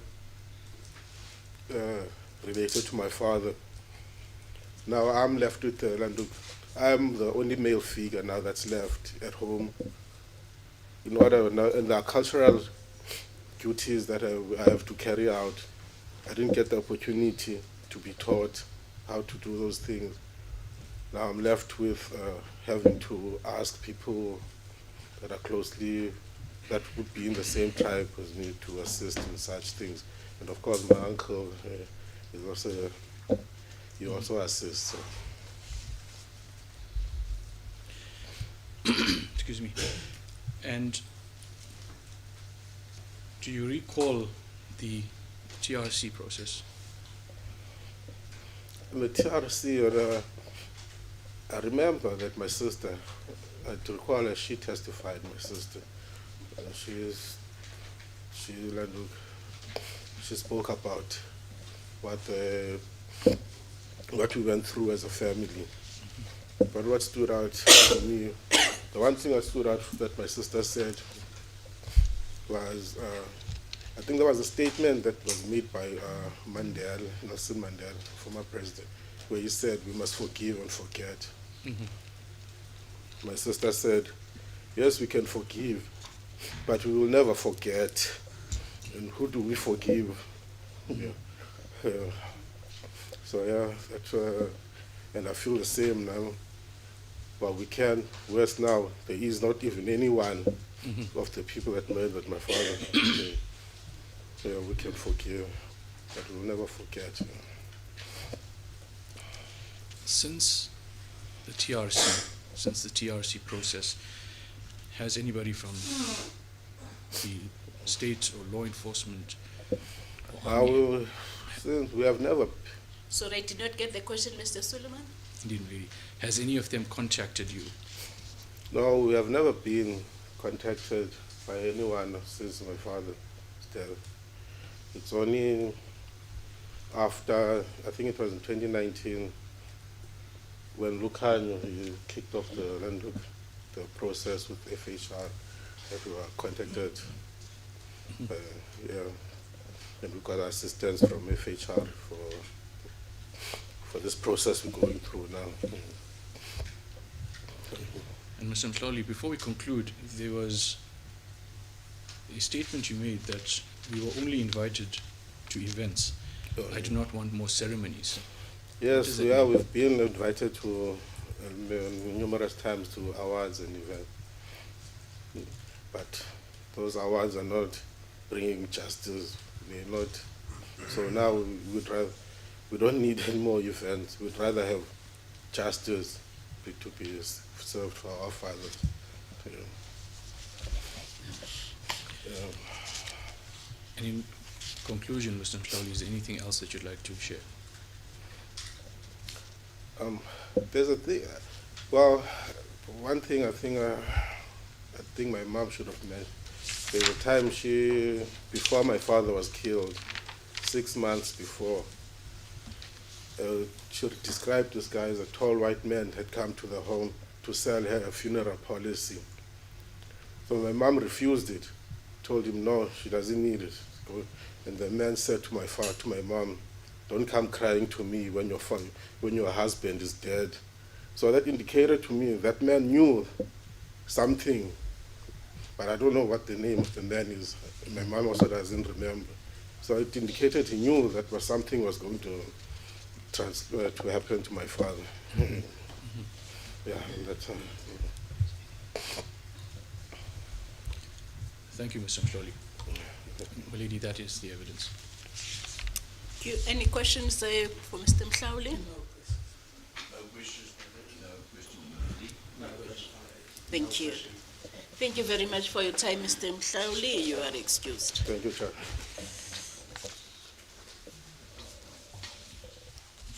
Mr. Suleiman?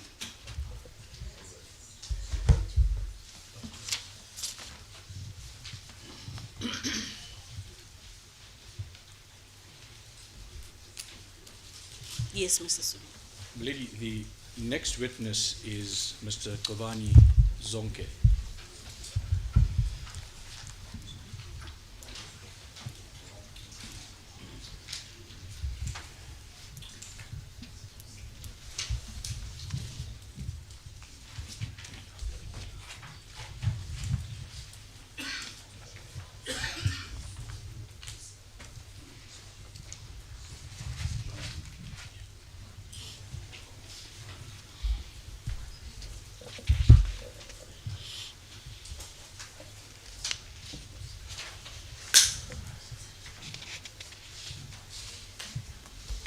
Okay, when you are ready, can you please state your full names for the record? Thank you, my lady. My name is Tobani, and my surname is Zonke.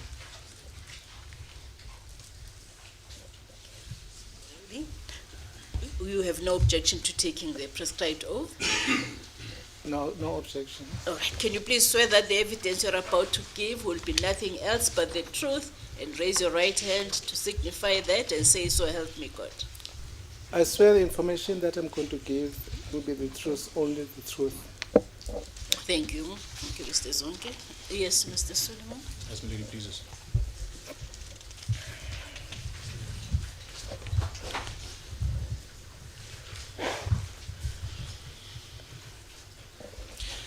Mr. Zonke, there is a statement in front of you that stated the 9th of May 2025. That's correct, Mrs. Do you Suleiman. confirm that that is your statement? Yes, it is my statement. Pardon me, the 29th. 29th, of May. yes. Yeah, 29th of May. Lady, that is Exhibit F6. Thank you. Yes, I've got that.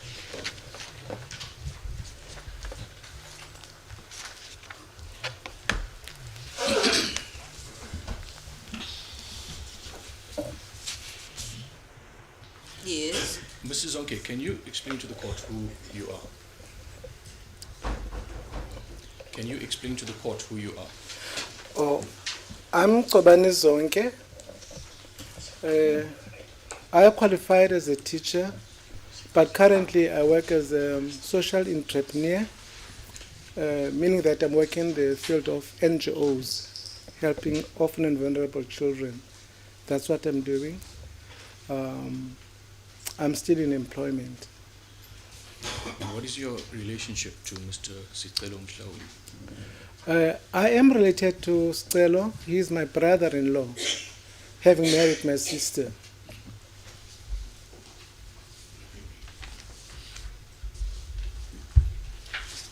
Mr. Zonke, how did you know the Cradock fall?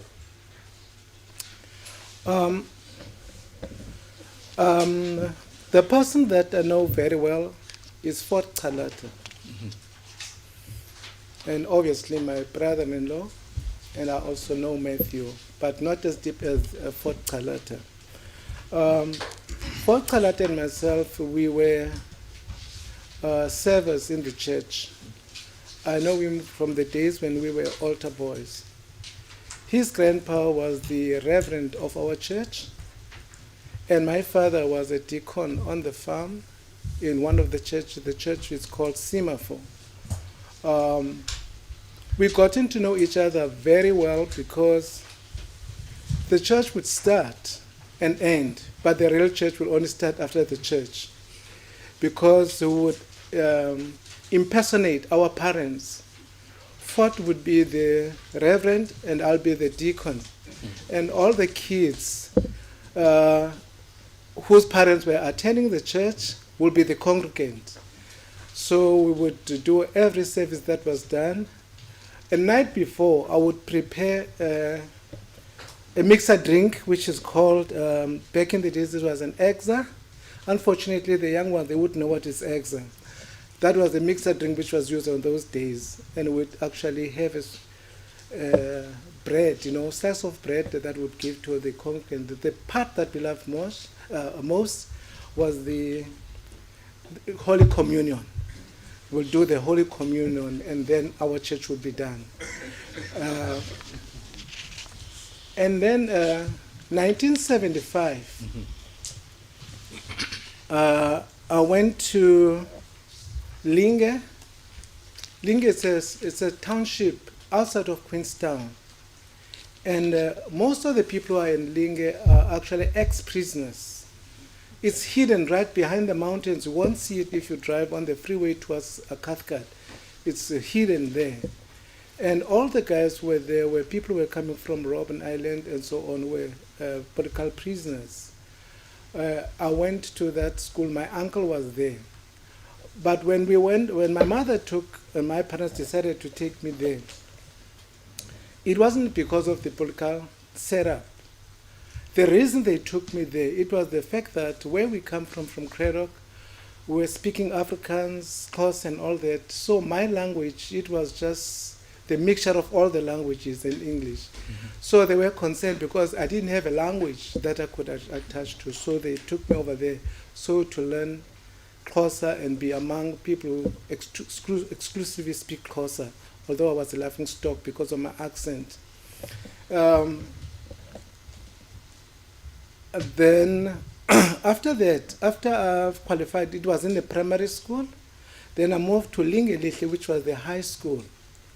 And then 1978, I gotten a scholarship from the from the Council of Churches, which was covering for my boarding and boarding as well, tuition and everything.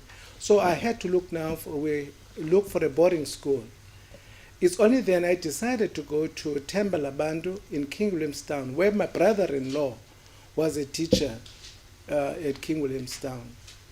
A Zwedisha, by the way. So I went to study there. And when you say brother-in-law, who is your brother-in-law? My brother-in-law is Celo Mhlauli.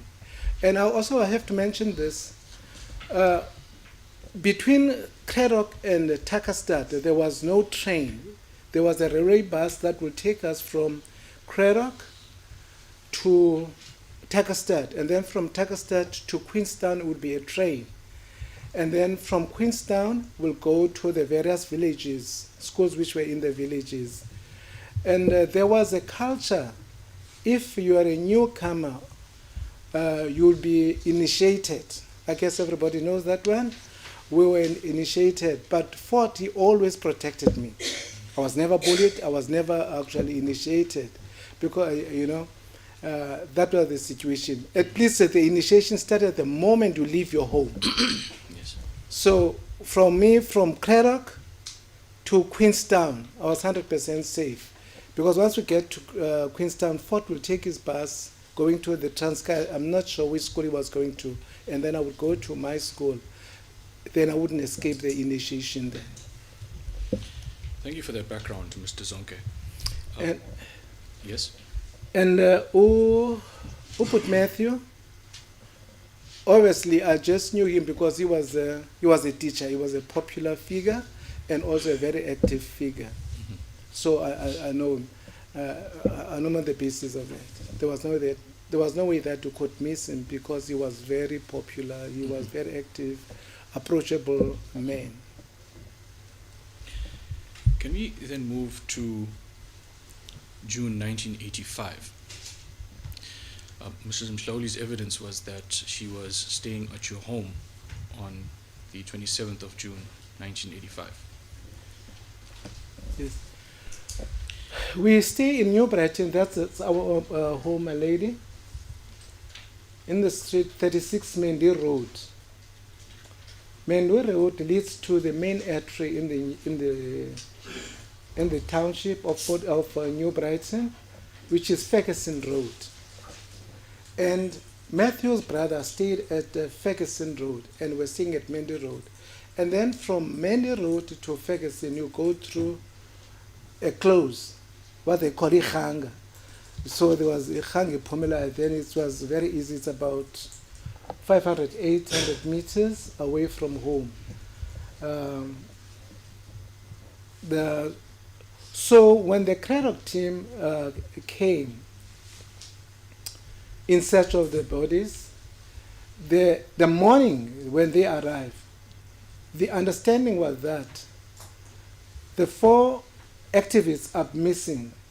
The possibilities were that they might be arrested, so there should be a team that will go around and look in all the jails or police stations. Obviously, when they are arrested, they'll go through a police station and they will be registered.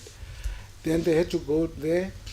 Alternatively, they could be injured badly if they were in an accident or they were manhandled, and they would be in the hospitals. So the whole idea was to also go to the hospitals.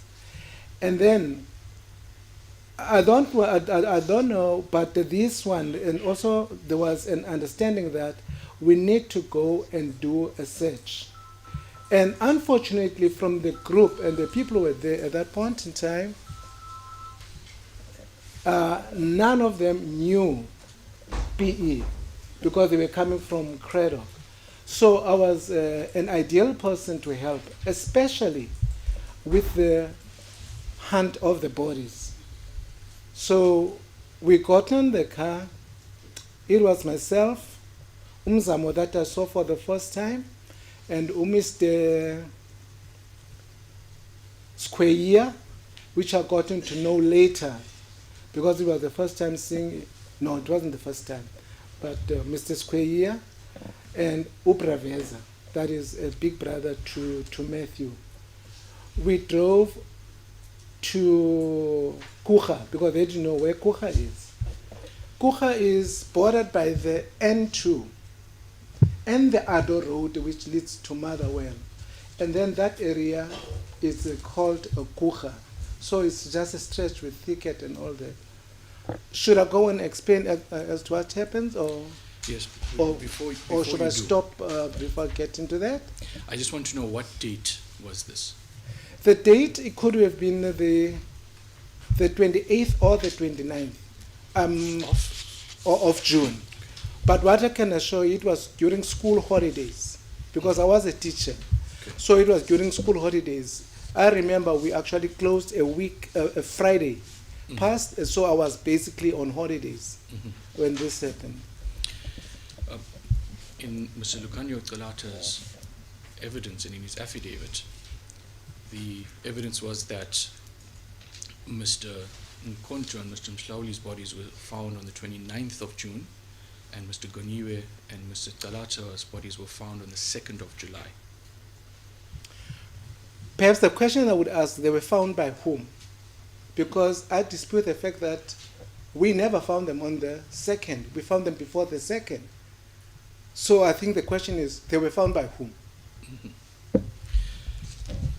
Milady, might I hand up these exhibits? These was distributed at the inspection in loco. These are maps and images distributed by Captain Jones. Any objection to the handing up of the maps? No,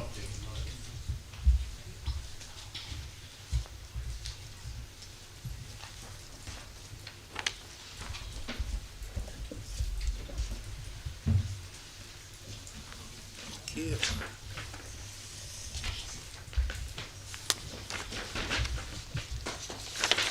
Is this the map of the area that Mr. Zonke has just described?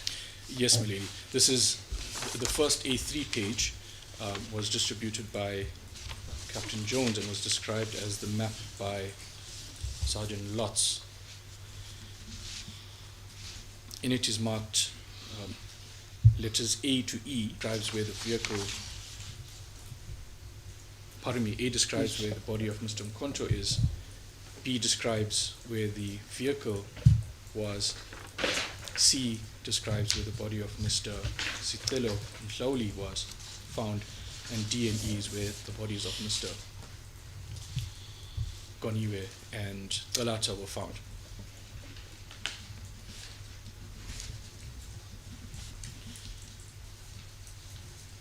The second two pages, milady, are extracts from Captain Jones's bundle.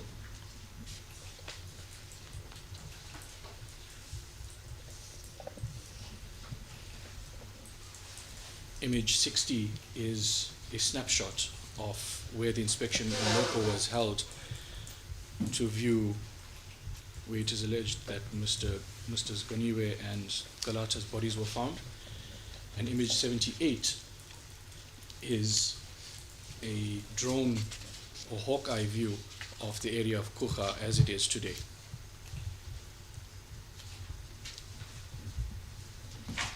Milady, for this court's convenience, I drew grid lines on it so that Mr. Zonke can take you through much easier on the search. So I don't know whether the conversation took place in Cradock or it took place at Praveza's place before they came over to my home. But I was well positioned to actually help them with the search in the Kucha area. And did you proceed to the Kucha area? Yes, we proceeded to the area. Now, in front of you is image 78. Yes. Image 48. 78. Mr. Sorry, Zonke. excuse me, 78. At the top where you see the letters A to M, they are basically, those letters are on the ocean or on the ocean line. And then the numbers 1 to 10 are actually on the landscape, on the land, on the land itself. When we actually went there, we drove through, there's one entrance that leads to Scribanta, Scribanta racetrack, in the direction of A and 1. That is in that direction, that road. From which direction? From, I would say, okay, let us say, the numbers on your right-hand side, I would say, let me say for now, is the east. And then the numbers on the left, I would say, is the west. And then the letters on top of the grid, I would say that is north. And then the letters at the bottom, I would actually say it's south. Just for direction purpose, so that we could be on the same page. So we went up the road. The road is at 6 and L, actually the traffic circle. If you continue without turning, you go towards the Scribanta. But if you turn left, that is towards 7 and K, 7K, that means you take an off-road. So we went down that off-road, and then further down at about 8, on the grid 8 and J, we found the Honda Ballet, which was gutted. Is that the spot marked H? The spot marked H, that's right, my lady.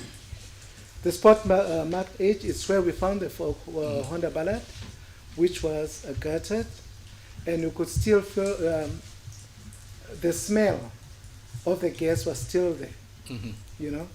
And then that gave us hope. That gave us hope because we checked if the bodies were actually in the car. The car was touched with the bodies, but it was very clear that it wasn't touched with the bodies. But we would have assumed that they would be in the car, the bodies, and they were not there. But it gave us hope.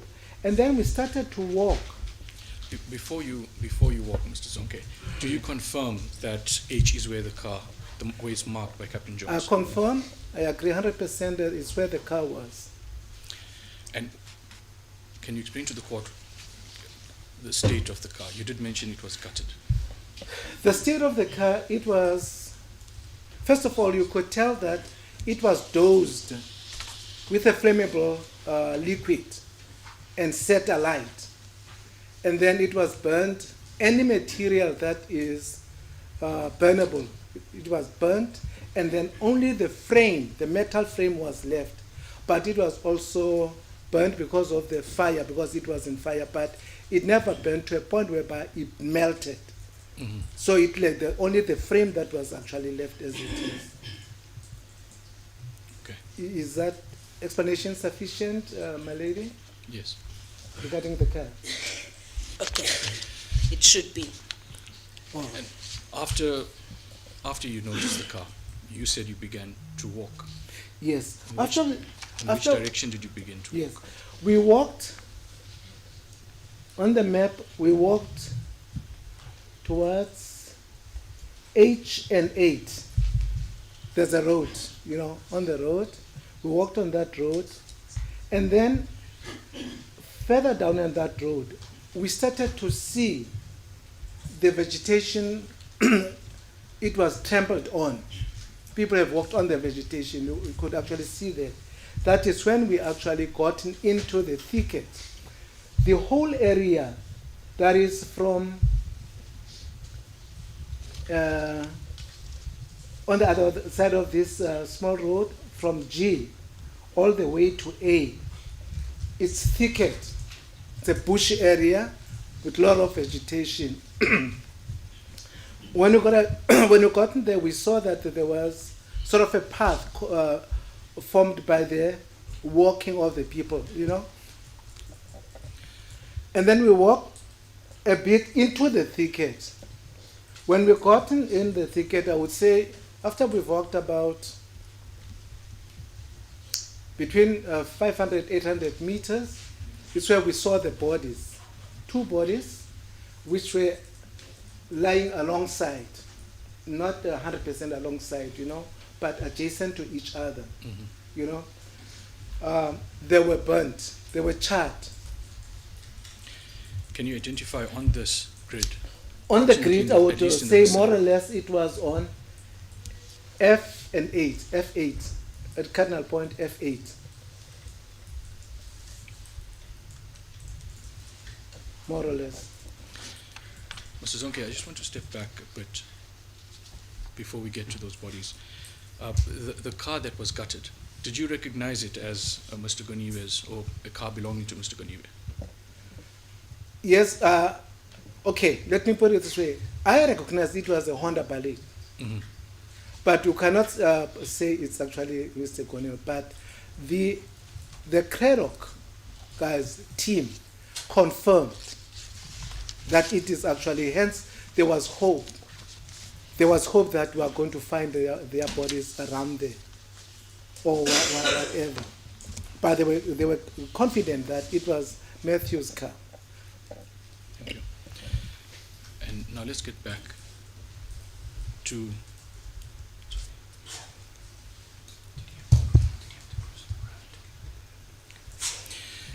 from the car when approaching the bodies in grade F8, did you have to cross the road that's indicated on G7? Yes, remember I said we walked a bit on the road, and then the only thing that actually directed us to go into the thicket was the vegetation that was trampled. Then we actually went into that, at that point, we got into the thicket, into the bushy area. Okay. Yeah. And then when we got into the bushy area, that's where Did we you have to cross the road? That was the question. Yes, we did cross the road. Thank you. I guess when you say we crossed the road, we mean the road which is on H and 7. Because it forms some kind of a V. Yes. Yeah, that's the road I'm talking about. That we crossed. Because we walked from the car in the road, which I indicate as H7. We walked on that road up.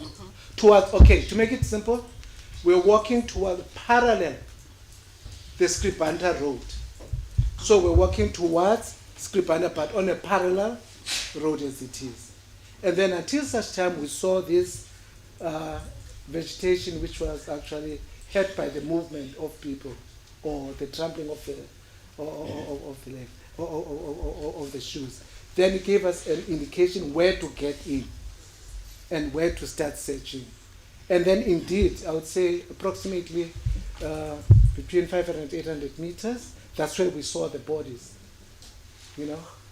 And then in the area where we found the bodies, you could see there was shuffle and struggle. In Xhosa, I would say ingushu. There was, struggle and wrestling which was going on because the vegetation was more hurt than just walking on the vegetation. If I can explain, if I'm trying to make myself explicit on that one. And then that's where we found the bodies. And then that gave us hope. If these are the two bodies, the other two bodies could be more or less in the same area. It's only then how the strategy was, we actually spread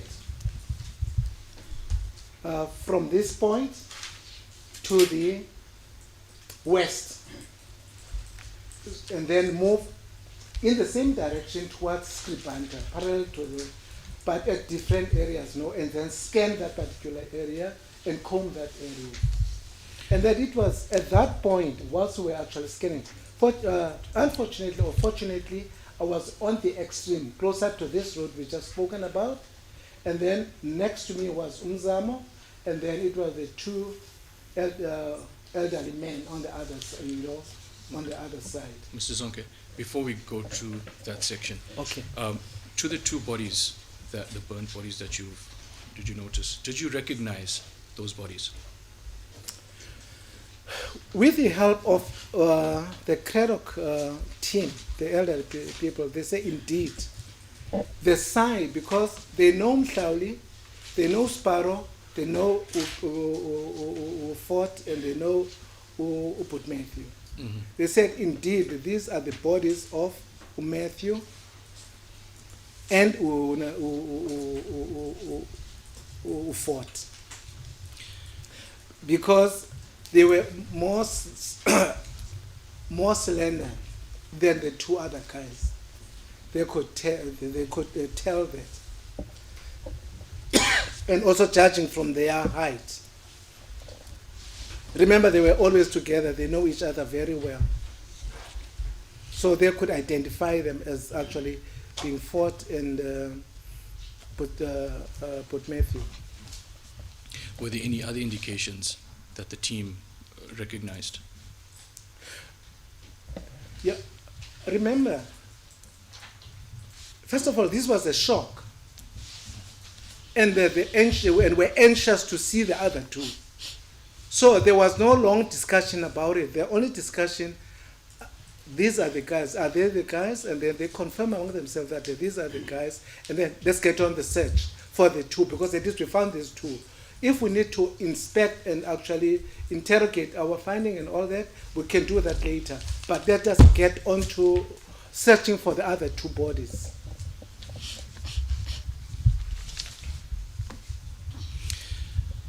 How far apart were these bodies? Matthew and Ford. Yes. There were more of the.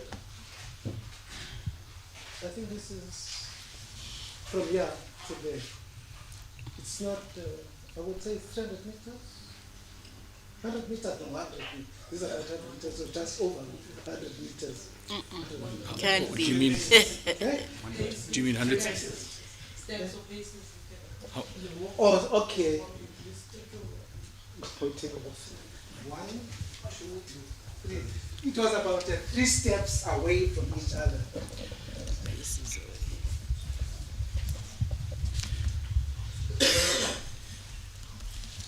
so, Mr. Zonke, you walked away from the mic. So, for purposes Oh, yeah. of the transcript, how many steps was it, or how many paces was it?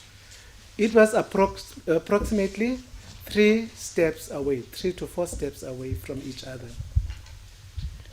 And in what position? Excuse me. Do you recall what position these bodies were laying in? Ms. Suleiman, I wouldn't, I can't recall 100% if they were lying on their back or lying on their side or what. Remember, this was a traumatic situation, more especially for me. It was for the first time in my life seeing somebody who's been shot and dead. So to decode everything and actually keep everything in the mind, those nitty-gritty details, it was tough. It was tough to take it. The scene of them, it was traumatic. It was shock and traumatic. If I remember well, during the inspection in Loco, you indicated that you must have been the youngest of the group. Yes, I was the youngest of the group. At that point, I was the youngest of the group. How old were you at the time? I was 24 years. Not tough enough.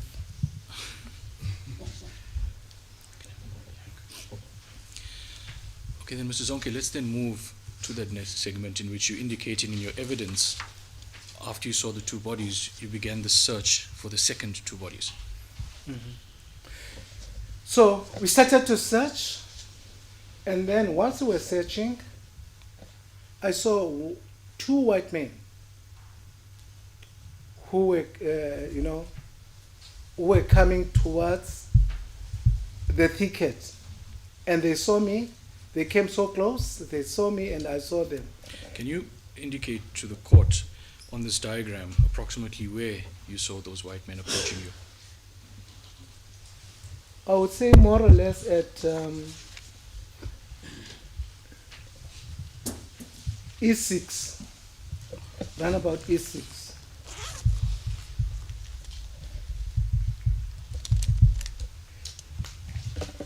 And then there were 2 of them, and the first question was, what are you doing here? It was in Afrikaans. Were these men, did these men have any particular dressing? No, they were dressed as civilians. These guys were dressed as civilians. They were not wearing uniforms or anything, but they were just civilians. And back in the days, you could tell somebody who's actually in the police or in the police profession. Their demeanor, the way they walk, the way they address, and everything, even the way they shave. I'm telling you, you could tell. If you had a couple of rubbing shoulders with them, you'll know them. You can actually tell immediately. You tell immediately. I could tell, and my gut feeling told me, this is just the ordinary men, white men who are actually these 2 guys, and they've got any potential. They asked me in Afrikaans, "What you saw?" And I had to respond in Afrikaans to hoping that they would be more softer with me rather than speaking English or culture. And then the other one said, "No, skitum, do it." And I've just seen people being dead. Now, out of the blue, skitum, do it. It's easier, could be one of those guys. Because I've just seen it right now, 2 people dead, and this one is actually out of any provocation. And I was trying to be this kind boy who was actually respond to any, but I knew, should I mention the name of the Cradock 4, I'll be in trouble. So I said, no, I'm looking for my father's goats. Yet my father didn't even have goats. I was just trying to cover my back. And the other one said, no, hang on. Don't rush about shooting him. He asked me, what have you seen? I said, no, I've seen nothing. I'm still looking for the goats. I haven't seen not a single goat. I thought my statement, my narrative should be around the goat, nothing else. Said, no, I'm still looking for the goats. I haven't seen any goat so far.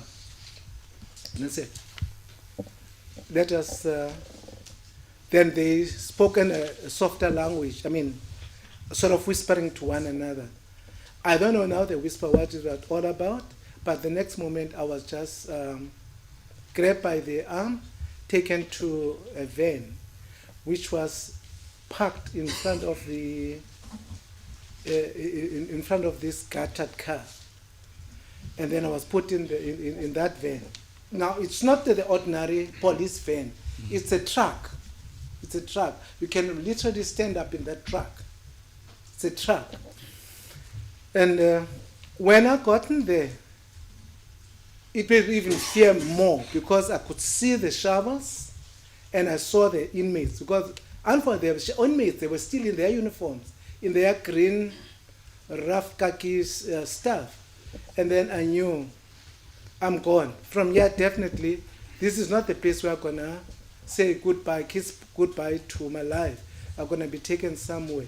And these shovels are going to be used to bury me or whatever. And Mr. Zonke, when you say that you're put into the truck, is this the back of the truck? It's the back of the truck. I was thrown into the back of the truck. And the shovels and the inmates, you noticed, were in that same truck? They were also in the back of the truck. How long were you in the truck for? When you talk of inmates, is that prison inmates? Prisoners. Because the uniforms, why I say they're prisoners? The uniforms, it was actually pointing in that direction. In fact, they were prisoners. Obviously, being scared, I screamed my lungs out. And then Mzamo, who was actually on the row of searching, was next to me. He started to move towards the direction I was screaming. And in his thoughts, he thought that maybe I found the other body. Maybe it's in a terrible state now. I'm shocked about the whole thing. And by that time, whilst I was screaming, the 2 gentlemen went back into the thicket. So he was just an easy fish. He was the next one. He was also thrown in the van, in the truck. So the 2 of us were in the truck with the inmates. And they were not talking. The inmates were not saying a thing. They were just quiet, And to confirm for her ladyship, you said that the inmate's uniform was green. Mm-hmm. Is that what you said? Yeah. Can you describe the shovels in the truck? Shovel, you got 2 types of spades. Mm-hmm. A straight spade and a shovel, which is a scoop, in the form of a scoop. That was the shovel that was used, a scoop. Okay. And how long were you, before I get there, the second person that was put into the truck, mm-hmm. who in the team was that? It's me who was put in the truck first. Yes. Were there any others put into the truck? It's Mzamo who was also put in the truck. And how long did you and Mzamo stay in the truck? I won't be sure of the time, mm-hmm. but I had a partner to scream with. That's all I can tell you. It was actually very nice to have somebody next to you to scream with. And then with that scream, it actually saved our lives. Because the 2 elderly men, they came over. And then they engaged with these guys. They engaged and asking, why are you putting these boys in the truck? What they have done? What is the story? Why would you just throw people in the van? Take them out. Take them out. You cannot do that. And then Eventually, after back and forward, they released us. And immediately after they released us, we got into our car and then we drove back to Ferguson Road. Yeah. And then on the way. Sorry, Mr. Zonke, before we get on the way, I just want to get back to the truck, and I apologize for putting you back in there. Okay. But what came to your mind when you saw the shovels? Buried death. Of whom? By this guy, because they said shoot. Skitum do it. Shoot them dead. And then you see shovels, you see inmates. So if you connect those dots, that means I'm the next one to die. That's all that came into my mind. I'm gonna die.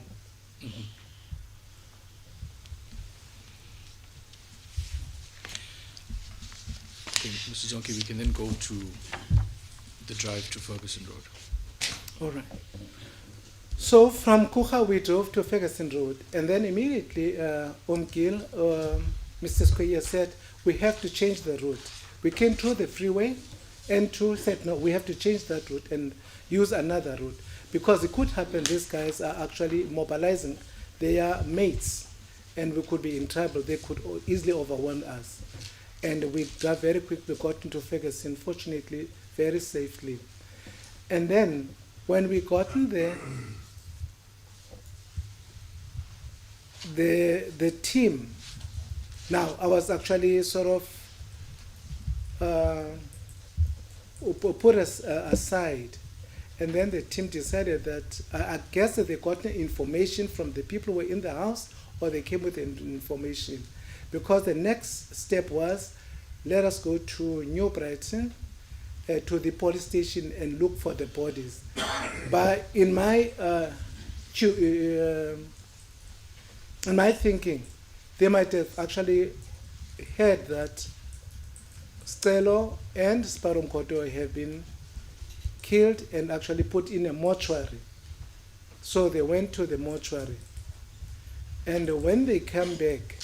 And you said that was, you didn't come along with them, you didn't go to the mortuary with them. I remained they left you behind. I remained in the car.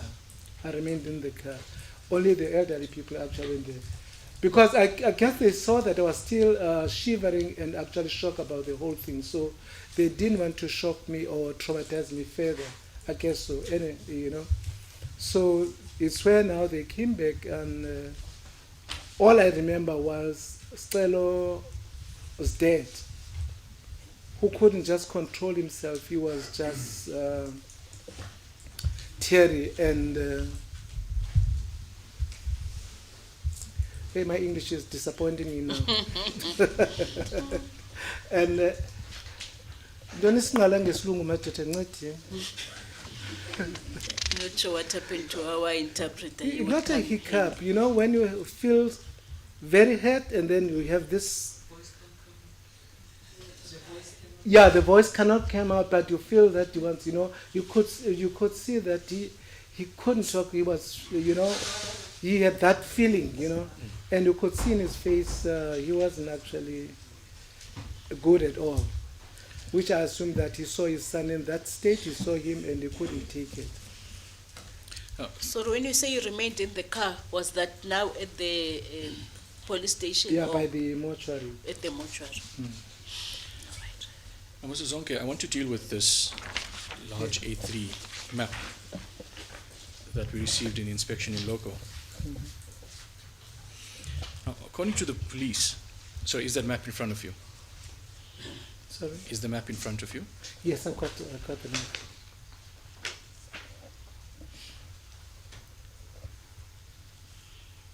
Is it correct to say that north would be at the top of the map, east would be on the right, where the shoreline is? Is that correct? On top? Top of the page is north? Yes. And the right of the page is where the shoreline is, where the ocean is? Yeah. Okay. Now, according to the police at the time, their version was that the bodies of Matthew Goniwe and Fort Galata were found at points D and E near St. George's Strand. D and E are marked on that map. Yes, I can see the marking. I dispute that. I dispute because I saw them myself where they are. They were in Kucha. For them to actually land a D and E, it must be a miracle. It must be a really miracle. For the purposes of this court, can you point to where B is? Or rather, is it correct that B is where the car was found? Yes. And your evidence was that you found Mr. Tkalata and Mr. Goniwe in that area. In that spot. Around that spot. Now, according to the police, the body would have had to move southward towards D and E. But your evidence was you moved towards the north to find their bodies. Mhm.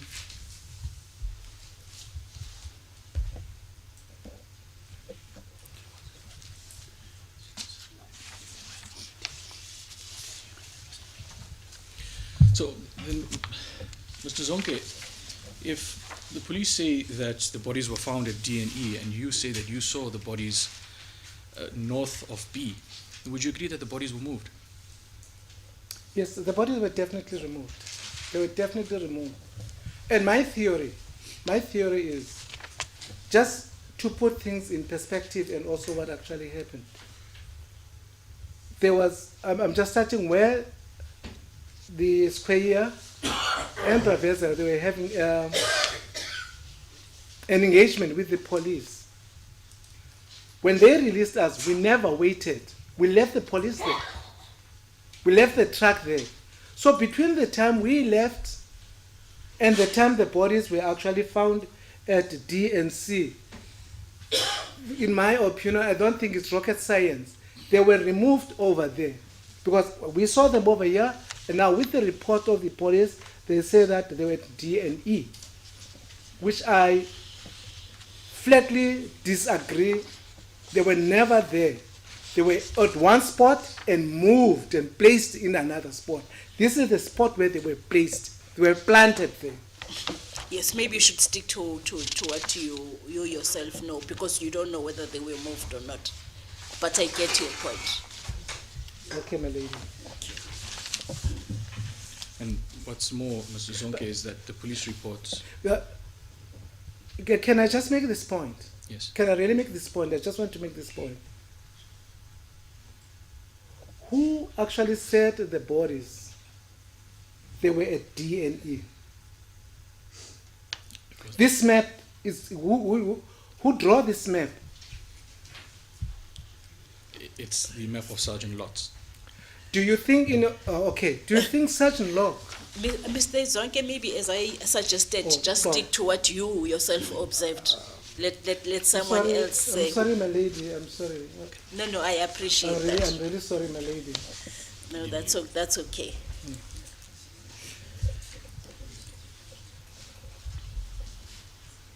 Yes, Mrs. Suleiman. Milady, to let you know, then we will make those inferences and arguments in submission. Carry on. Lastly, Mr. Zonke, on this, the police reported that the bodies were found on the 2nd of July, 1985. Your evidence was that it was around Saturday or Sunday, that weekend, which would be around the 28th or 29th. I think your evidence was the 28th. Yeah. The police, they might have found them on the 2nd, but I'm telling you right now, we found the bodies before the 2nd, at the spot that I indicated where we found them. Lastly, Mr. Zonke, on this, there's an A4 page in front of you labeled Image 60. That's from Captain Jones's recent report. Image 60 was the picture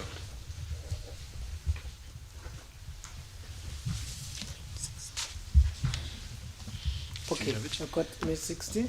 You'll recall in the inspection in loco, this is the site of where D and E are. Just for the purpose of the record, do you dispute that this was the area in which the body was found? I 100% dispute that this is the spot where the bodies were. This is the spot where you saw the bodies. Okay. I dispute that. All right, my lady.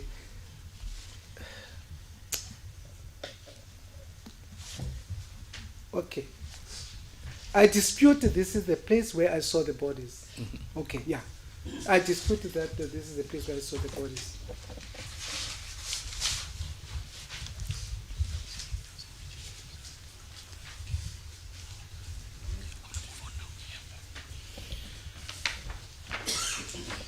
Thank you, Mr. Zonke. Let's move on then to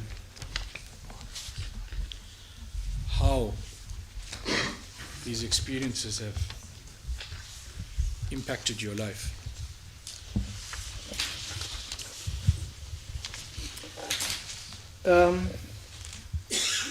It's a combination of stress, trauma, and shock.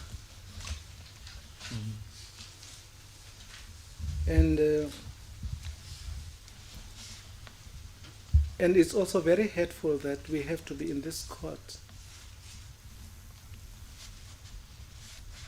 after 40 years. This has happened.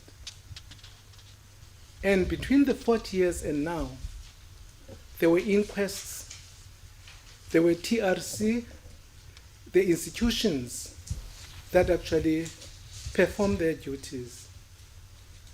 For me, it's been a long journey, and yet still we're hoping on the same aspect. I wish justice could prevail. That is my wish. I wish justice could just prevail. Mr. Zonke, you mentioned dealing with the impact that people stopped associating with you. Can you share a bit more of that with us? Yes. In 1985, I was a teacher, and at that era, it was an era whereby basically politics were at its rise. As a student, as a teacher at that point in time, and the Department of Education and Training then, DET, made it very clear that if you are a civil servant, you are not allowed to participate in political activities.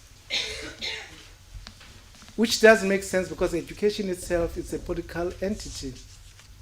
And you are in the community, you are born into the politics.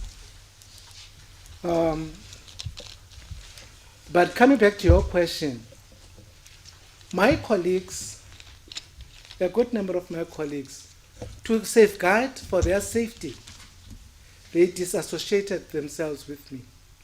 And I understand. I bear no grudge on them because they had to actually protect themselves. It's a human nature. It's one of the Maslow hierarchy of needs is to secure yourself. They secure themselves. And I was isolated. Nobody wanted to talk to me because they knew if they start befriending and talking to me, the next thing they will be actually picked up in their houses. I understand. But it was actually very tough and lonely to be alone whilst you've got people around you. We are social beings. We are social beings. So it was very tough to be among people, yet you are not among people. In your statement, you indicate that when the news came to light that Sicelo was your brother-in-law, people stopped associating with you. Exactly. Is that the reason why they stopped associating with you? Yes, my lady. It's two things. They realized that Sicelo was my brother-in-law for political activity. That means Zonke might be, or you also, and they had the news that I was actually on the search team. Some of them, they knew about it. I was in the search team. So they didn't want to associate with me. And I also got to be honest, because we're still from college at that point in time, we were establishing NUSA, a progressive organization, teacher organization. So obviously, they started to actually move away immediately, because anyway, he's a NUSA member, and they're trying to set up this NUSA. So obviously, he's political, and he's actually going against the rules of the department, saying that civil servants are not allowed to be in the politics. And you indicate in your statement that this was for fear of being harassed and or arrested by the special branch. Exactly. It was a combination of that. Yes, my lady.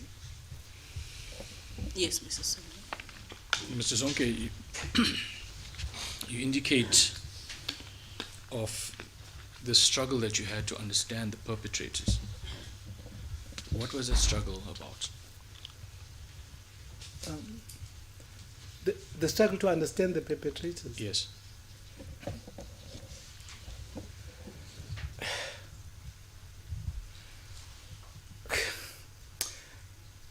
There's something that I cannot, even up to this day, bring it together in my mind. Is the fact that these guys who performed this, they were fathers, they had their own kids, they had their family. And once you actually murder people in that manner, what about their families and their wives? All right? Secondly, Eric Taylor went to his pastor and presented his case. I believe the church, it actually teaches us morals and values. And we don't teach morals and values when we are in trouble. It should be the sermon of every day that we need to actually look at each other, that kind of thing, morals and values. And then when he's in trouble, after he's done such a bad thing, he runs to the pastor, and the pastor entertains that. But he's human, and he was his congregant. Maybe on the basis of that, he had to do something. And what actually perturbs me is the fact that despite he went to Pastor Kutsia, when it was the time to actually say sorry to the widows, he didn't want to answer any questions because they were. Mr. Zonke, just to understand the context, is this the family meeting that was had with Mr. Eric Taylor on the 21st of April 1997? 97, yes, April 19. Yes, it was the family. It was the Koniwe family, Konto family, Talata family, and Mhlauli family, which they were actually conducted by Reverend Undu, who's an Anglican reverend. So obviously, I'm not sure if Kondo goes to his church, but the Kalata and the Mhlauli, they go to the Anglican church. So it makes sense when they actually came. And actually, he was our, minister in our church. So for calling us, and he was also politically active anyway. So hence the family, they were willing to go there. And with the hope that Taylor was going to give them answers, a little bit of a window to what actually happened on that day. Did you interact with Mr. Eric Taylor at the meeting? I did. What did you say to him? I've asked Mr. Taylor,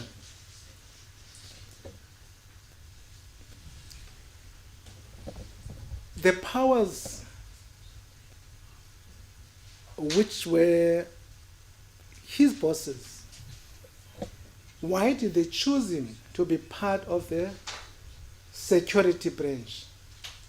It's fine for security of the what you call of the country. But why would they pick him for this special task?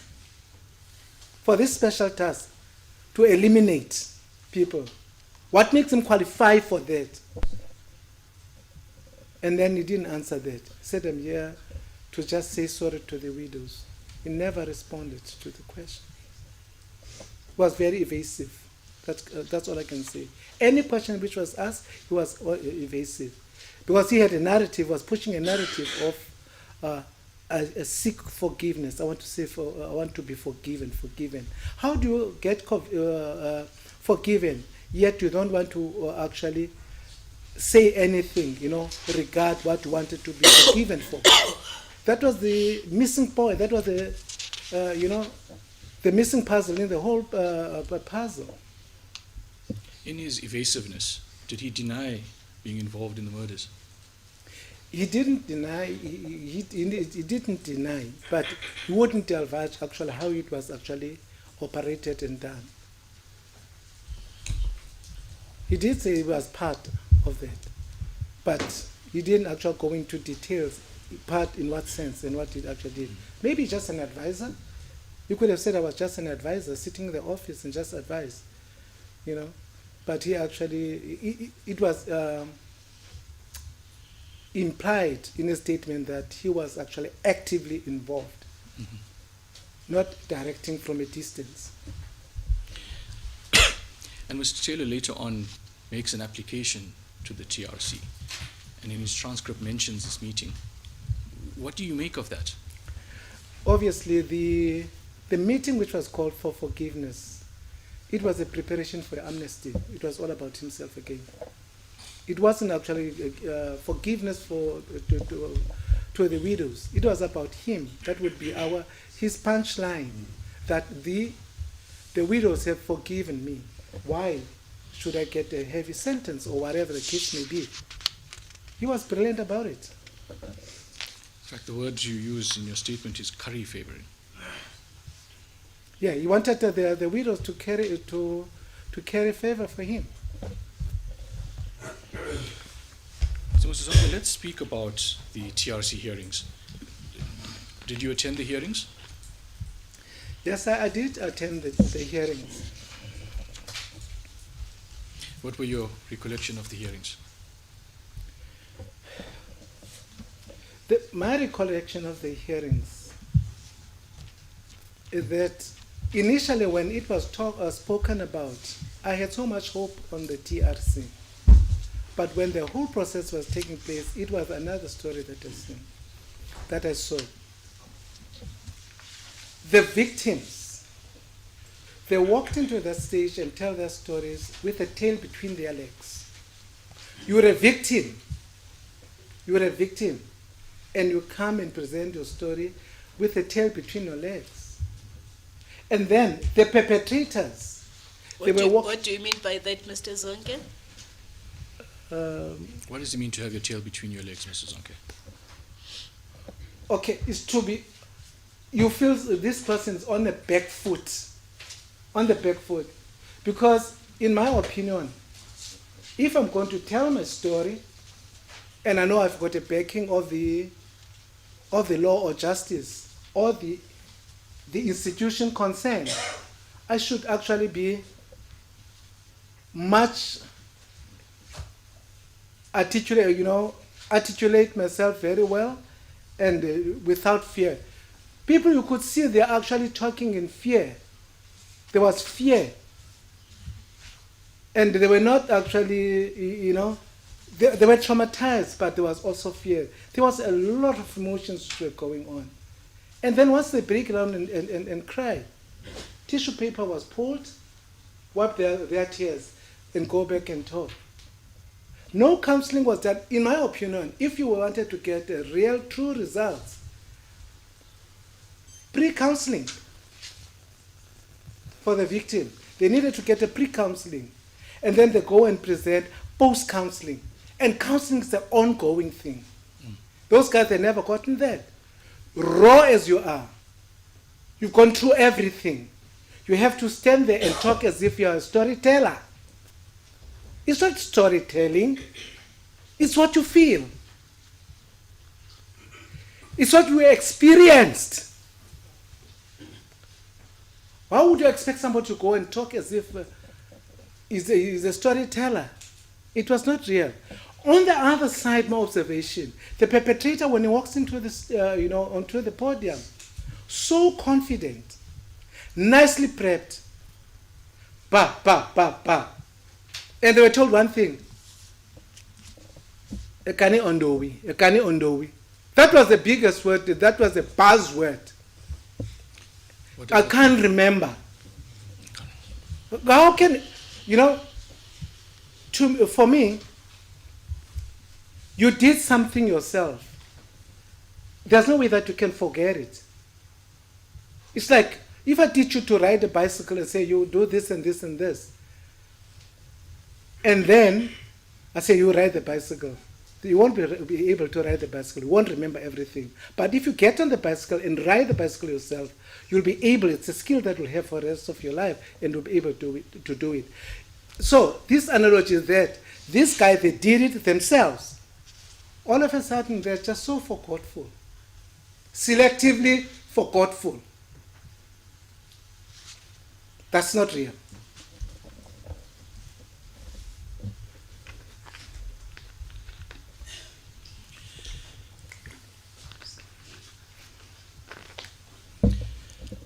After the TRC, Mr. Zonke,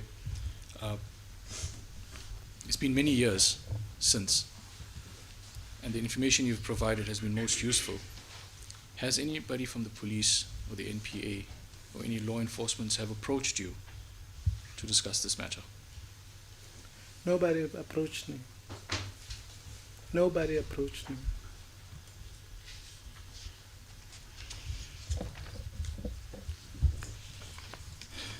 In conclusion, Mr. Zonke, is there anything else that you would like to share with this court? Yeah.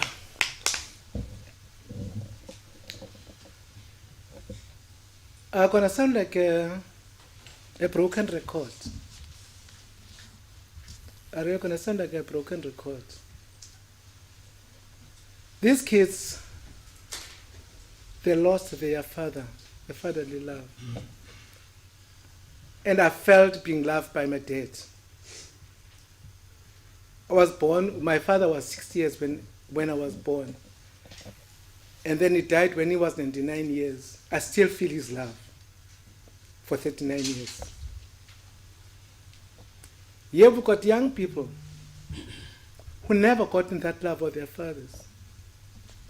We know for the fact there's an identity crisis.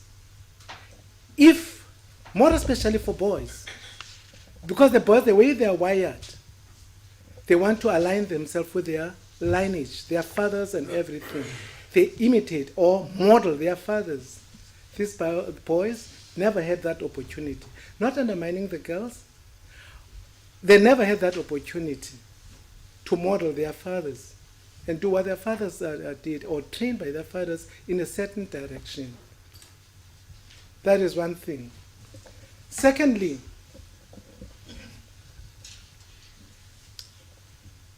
if we look at the Maslow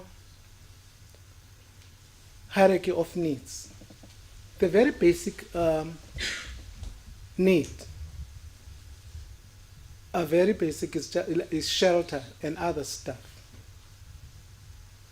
What does it mean not to have a shelter as a human being? Psychological need, where this guy is counseled and been taken care of. There are about 7 levels of that. If you go through those levels, you can make your ticks. You'll see that how many ticks you can make, saying that this guy, they actually had an opportunity. I think that is the model we could have looked at, to just stick on those. Then at least they would be at a better place.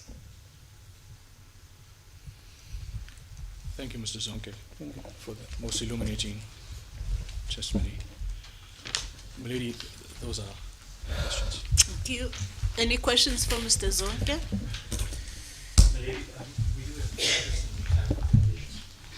Yes, Mr. Govender. Mr. Zonka, Yes, Mr. Chairman.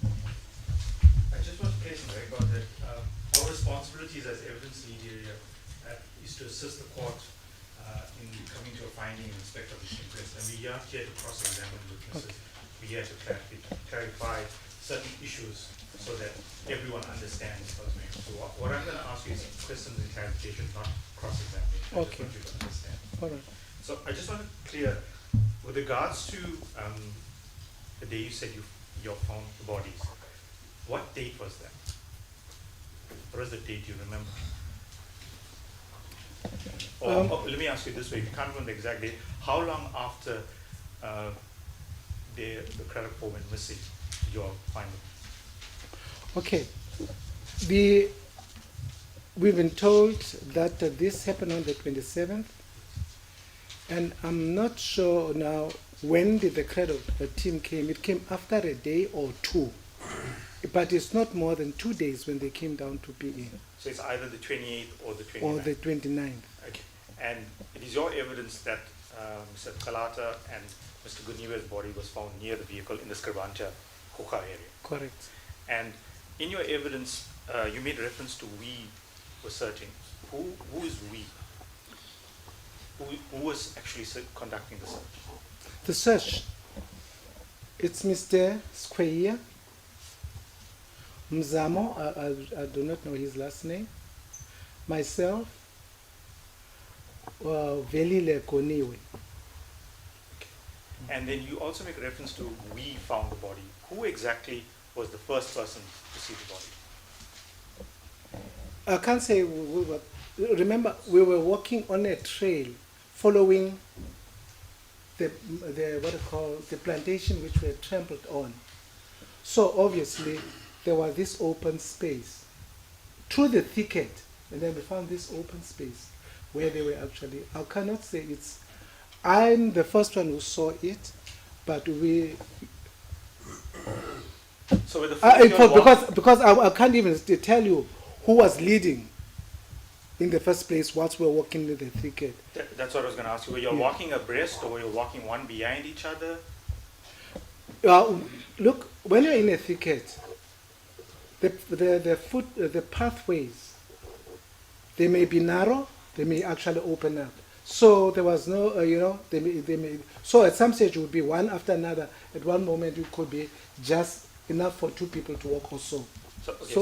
So you can't say, but it was one of the team that. Yeah, because we were a group. We only separated.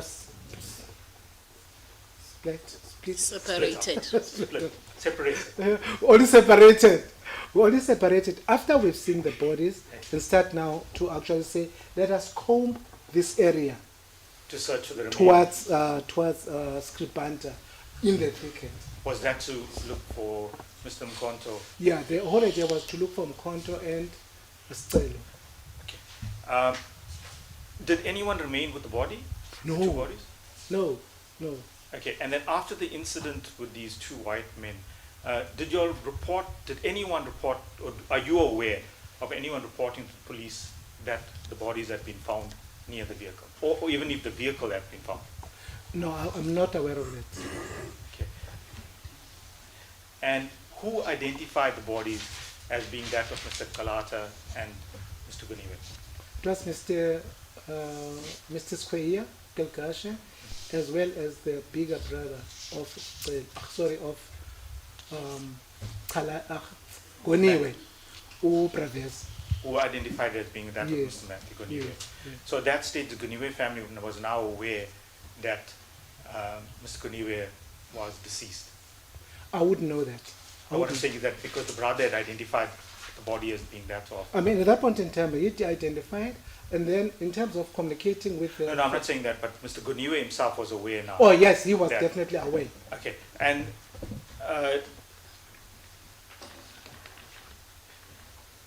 how did it come about that you were going to search in the Scribanta area? I think I've made it clear earlier on, but I'm just going to repeat.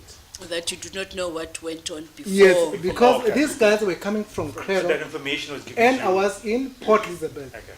Obviously, there was they must have had a meeting in Cradock, and their decision was that let us go to Port Elizabeth. I wasn't part of that because I was in PE and they're in Cradock. And then when they got me here, they went to Traversa's house.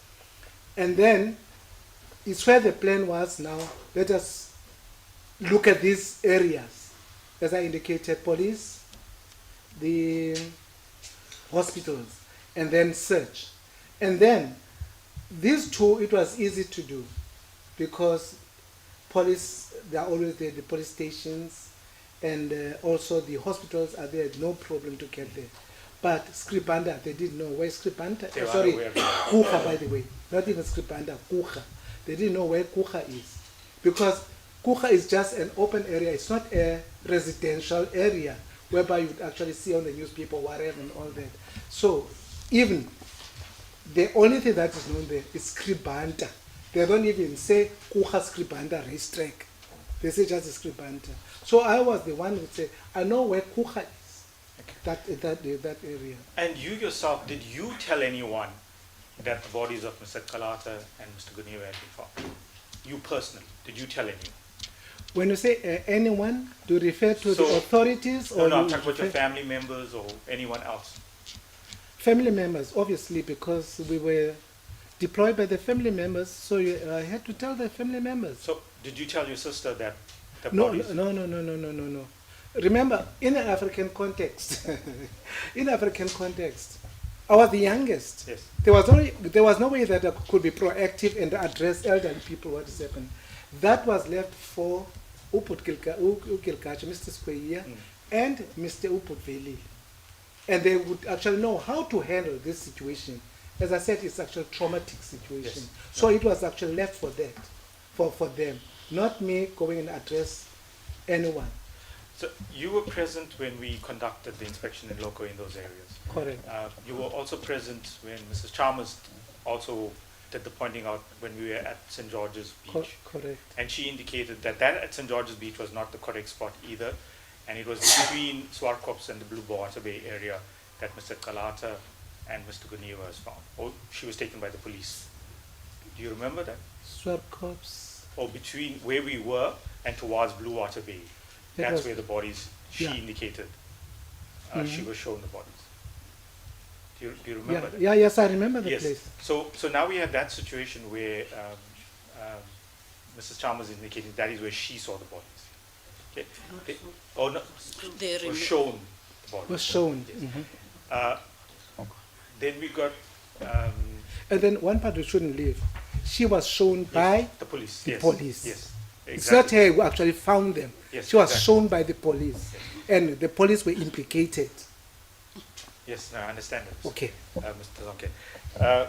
And then we had the situation of Mr. Guniwe, Belela Guniwe, showing us a spot in the Blue Water Bay area where he believed the bodies to be found. Remember, Mbulelo, he got the information as the second information. He was not primary informant. There is a difference. He's not the primary informant.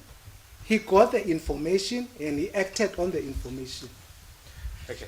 And then, I'm not sure if you were present when Mrs. Kalata testified. No, I wasn't. When Mrs. Kalata testified, she testified that on the 29th of June, she had gone to the Guniwe house to be with Mrs. Guniwe. And by that stage, she was not aware of what had happened to Mr. Kalata and that his body had been found. In fact, in her evidence, she said she still held out hope that he had escaped and had gone into exile. And she believed, or he was injured, she had hope that he was still alive. So I'm just trying to find out that, but from your evidence, by that date, the bodies had already been found. But Mrs. Kalata was not aware. Yes. I'm just, Okay, but Mr. Zonke was not certain of the dates on which the bodies were found. my lady said it could not have been more than 2 days from the 27th. So it either was the 28th or the 29th. I'm just going to also ask him about what Mrs. Kalata went further on to say. She also went further on to say that she found out the first time she found out was on the 2nd of July. That's when she found out. And that was when she was told, I think it was, if I stand to be correct, a reverend, or she was on the phone with her attorney, and that's when she found out. Yeah. I won't be in the position to talk to what Mrs. Kalata said and what actually she caught by, you know. I won't be in the position. I'm in a position to tell you what actually happened and more when. So I cannot talk based on, I cannot change and align it with anyone. It's No, what no, affected. no, I'm just trying, I just want to make it clear. I just wanted to make it clear that I'm not going to move an inch from what I know and what I experienced and what I've seen. I'm not going to move an inch on that. I'm not going to be, no information is going to interfere with that. No, I understand, Mrs. Zonke. I'm just trying to understand the process. You understand with the situation where we've now heard this evidence from Mrs. Kalata to tell us she only found out in the second. So we're trying to understand so that when the search party arrived in Cradock, then Port Elizabeth, when they left back to Cradock, was that on the same day, on the day that the car was found? Or do you not remember? I'm not sure. I'm not sure if they went back the same day or. But they did eventually return. Yeah, definitely. They went back home because they had to go and report to Cradock. And it was an urgent matter. I don't think they would actually sleep over. Yes. Because it was an urgent matter. Because that was the purpose they came here. Yeah, people of Cradock, they were agitated. Yes. And they needed actually answer what is actually Information. happening, information. They couldn't lie with that information. They had to actually feedback. So when they left to Cradock, they were armed with that information that at least 2 members of the Cradock 4 were now deceased. No, they knew even the other 2 because they went to the mortuary. And then, as I indicated, that Mr. Mhlauli, the senior, Yeah. he couldn't believe what actually happened because he saw the corpse. Okay, yes. And also the corpse of Sparrow was also seen. So when they went to Cradock, they had basically a full report of the 4 guys, what actually happened to them. They were deceased. Yeah, the deceased. Mrs. Zonke, I'd like to thank you for your help in us for in getting justice here, and thank you very much. Thank you, I appreciate it. Any more questions for Mr. Zonke? No wishes from us. Thank you very much, Mr. Zonke. There is a short re-examination that I'd like to deal with. Okay.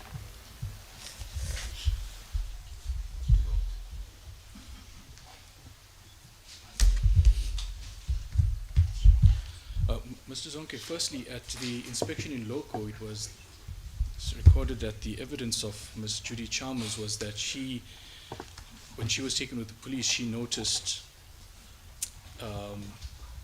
pieces of brown corduroy, which was confirmed to be pants of Mr. Goniwe. So is it correct that Mrs. Chalmers didn't see the bodies with the police? We will be getting a statement from Ms. Chalmers that she did not see the body of the police, but that it was the pants of Mr. Goniwe that was seen.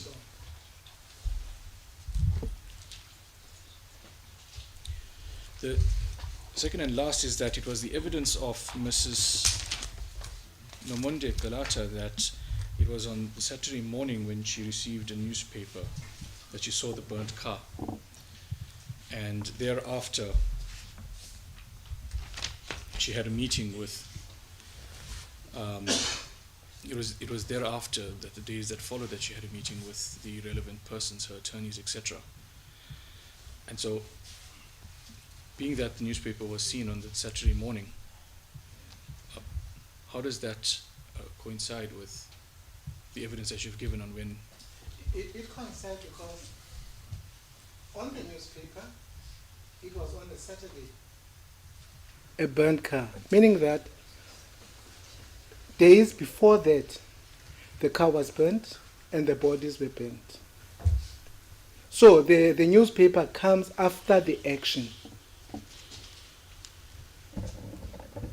So in a sense, if that is the case, it actually strengthens my point that it was actually not on the 2nd. And also what the newspaper was actually on the newspapers. It was reporting what has happened, not what is happening. Those are my questions, my lady. Thank you, Mr. Zonke. Thank you for your time. You may now be excused. Thanks, my lady. And with that, we'll take the lunch adjournment. We'll resume at 2:15. As my lady. Right.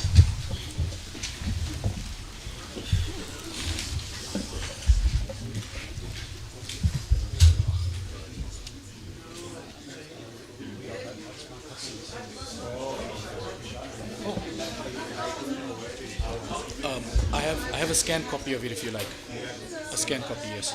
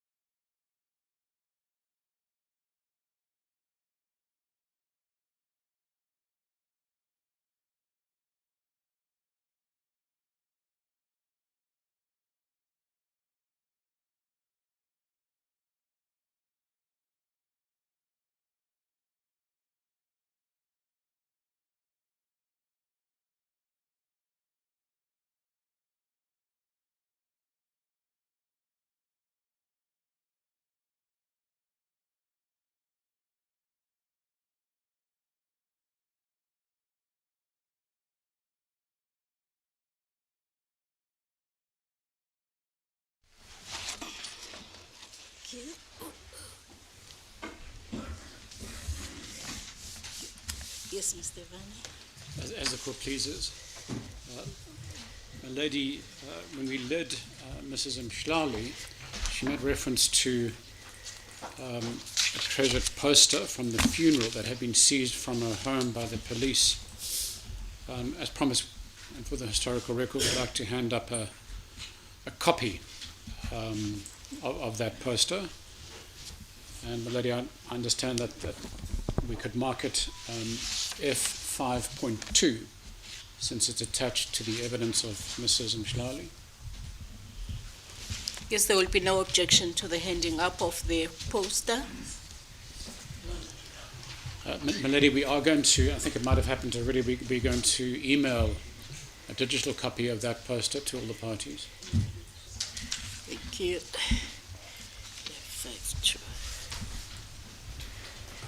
Yes, Mr. Vane. Milady, our next witness is Mr. Lonwaba Mkonto. With the leave of the court, we'd like to call him to the stand. If you can come through to the witness stand.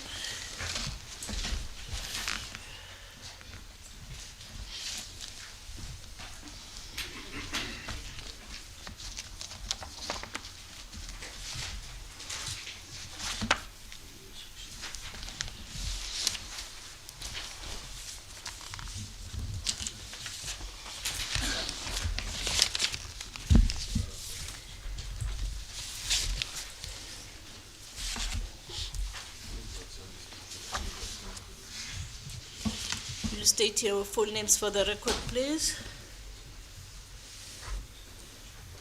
Your full names for the record, sir. I'm Lonwabo Mkondo. Please swear that the evidence you're about to give will be nothing else but the truth, and if you agree, raise your right hand and say, "So help me God." So help me God. Thank you. Yes, Mr. Vane. Mr. Mkonto, can you confirm to the court that you are the son of the late Sparo Mkonto? Yes, sir, I confirm that I'm the son of Sparo Mkondo and I'm the only child of my father and my mother. Thank you.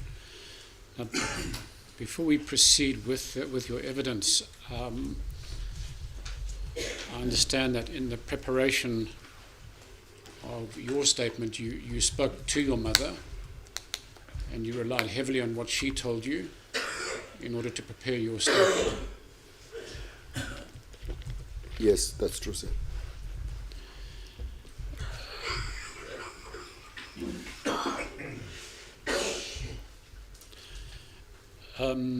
You're aware that your mother did make certain statements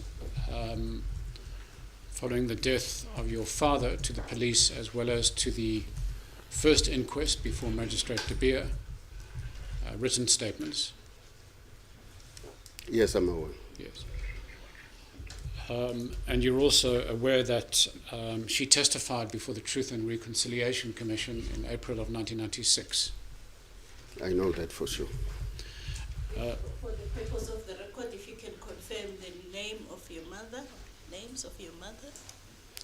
My mother is Sindiswa Elizabeth Mkondo. Thank you. Yes, Mr. Vane. Thank you, my lady. My lady, before we proceed, may I hand up the two statements I've just made reference to, as well as the transcript of Mrs. Mkonto's evidence before the Truth and Reconciliation Commission. And for the record, I'll point out that, perhaps we can hand that up quickly.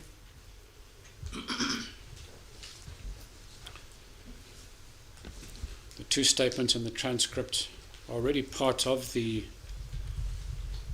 current record.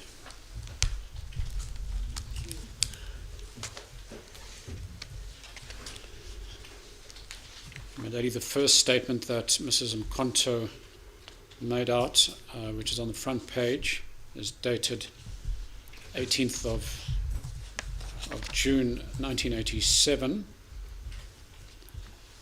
and that appears as Exhibit A62.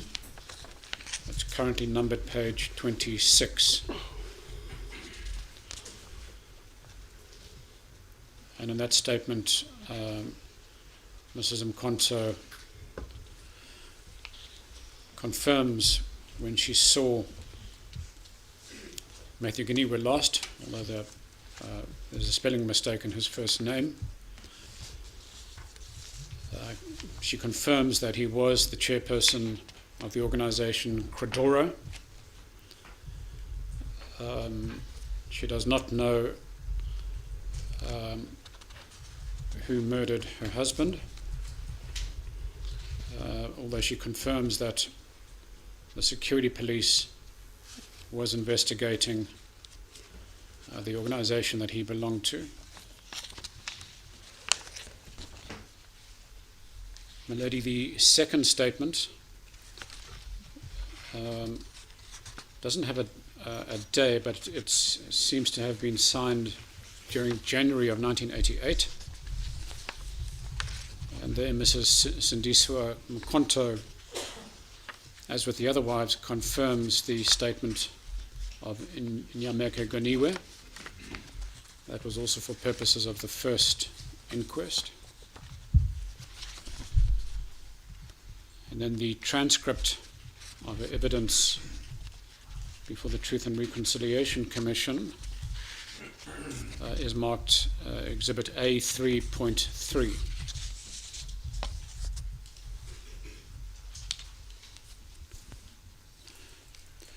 Mr. Mkonto, your mother, she's unable to testify at this proceeding.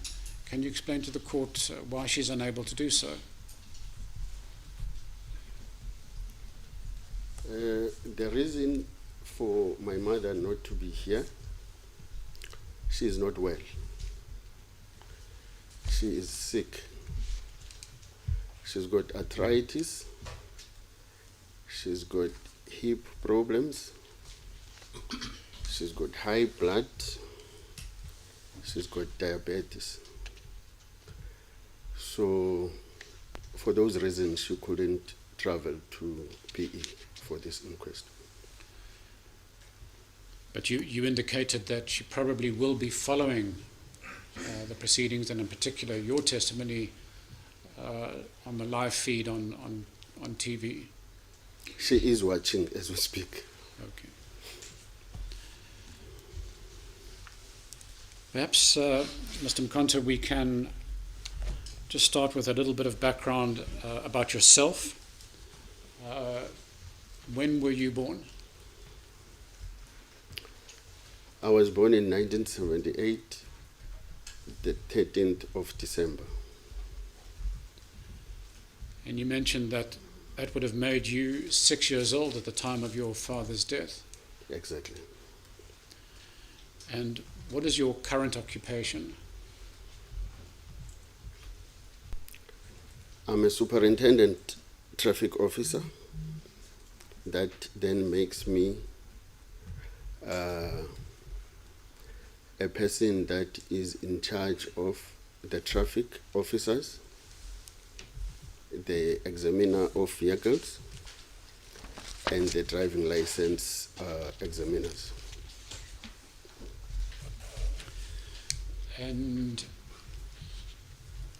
is this in the town of Cradock? Yes, it is in Cradock at a local government called Inquest municipality, which has got two towns, that is Cradock and Middelburg, and both are called Inquest municipality. Right. Just as a matter of interest, do you know why your father's parents might have named your father Sparrow? No, I don't know. I can't say anything about that. I'm sure if your mother was here, she might know. But nonetheless, let's talk about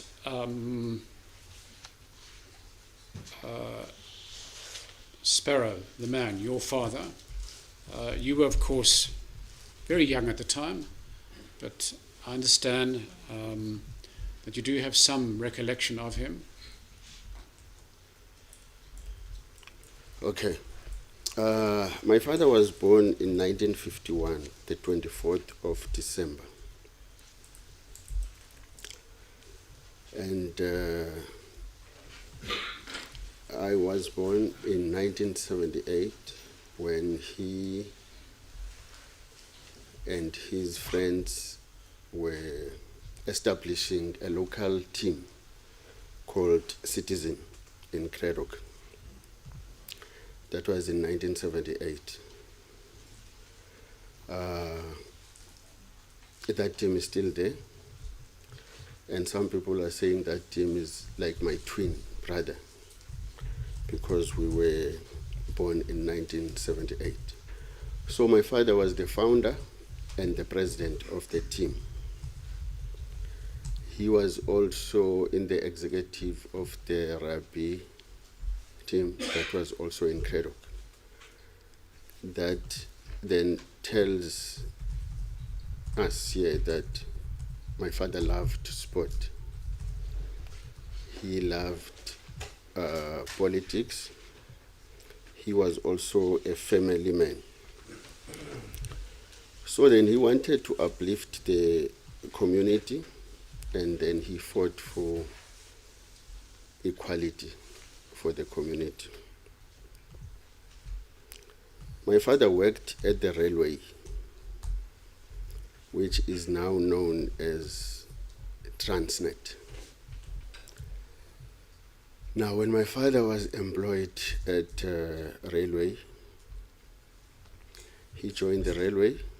He made sure that there was a union there, of which he later became the shop steward of the union that was at the railway. So then he was representing the railway workers, which were most of the time unfairly treated. And I understand it was his way of organizing the labor through union, as he did the same with the youth. So he was also organizing the youth through the sport. So, Yes, you can carry on. Okay.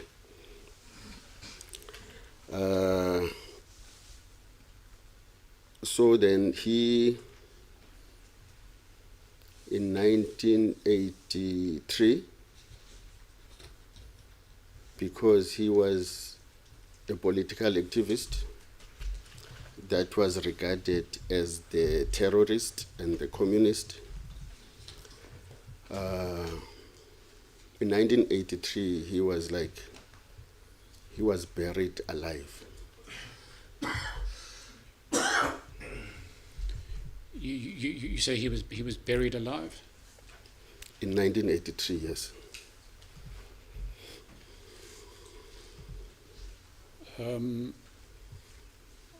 Are you saying that he was dismissed from his post at the railways because they regarded him as a communist and a terrorist? I'm saying exactly that, because how do you bury a man alive? If you dismiss a family man without any reasons, without any hearing, and then you expect the very same man to go back to his house, the wife is waiting. Obviously, she will have to ask you, why are you here at this time? And then you'll have to explain to the wife that I was dismissed. And what was the reason? You don't know the reason. When is your hearing? There will be no hearing. And now you have to sit at home with your wife, with your child, and with my grandfather. I'm saying he was buried alive because by then he was dead. Because I've been trying to think also the fact that if I will have to go to my house, to my son, to my daughter, and to my wife, and say, I can no longer provide for you now, then it means I'm dead. It's different when you were unemployed from the beginning. But if your family is used to your salary, then to me you are buried alive. And to make matters worse, it appears from your statement that your mother was dismissed from her position because of her association with your father, who was seen as a communist. It was few months later that my mother was also dismissed. And at least she was given a reason verbally that she is dismissed because she is married to a terrorist.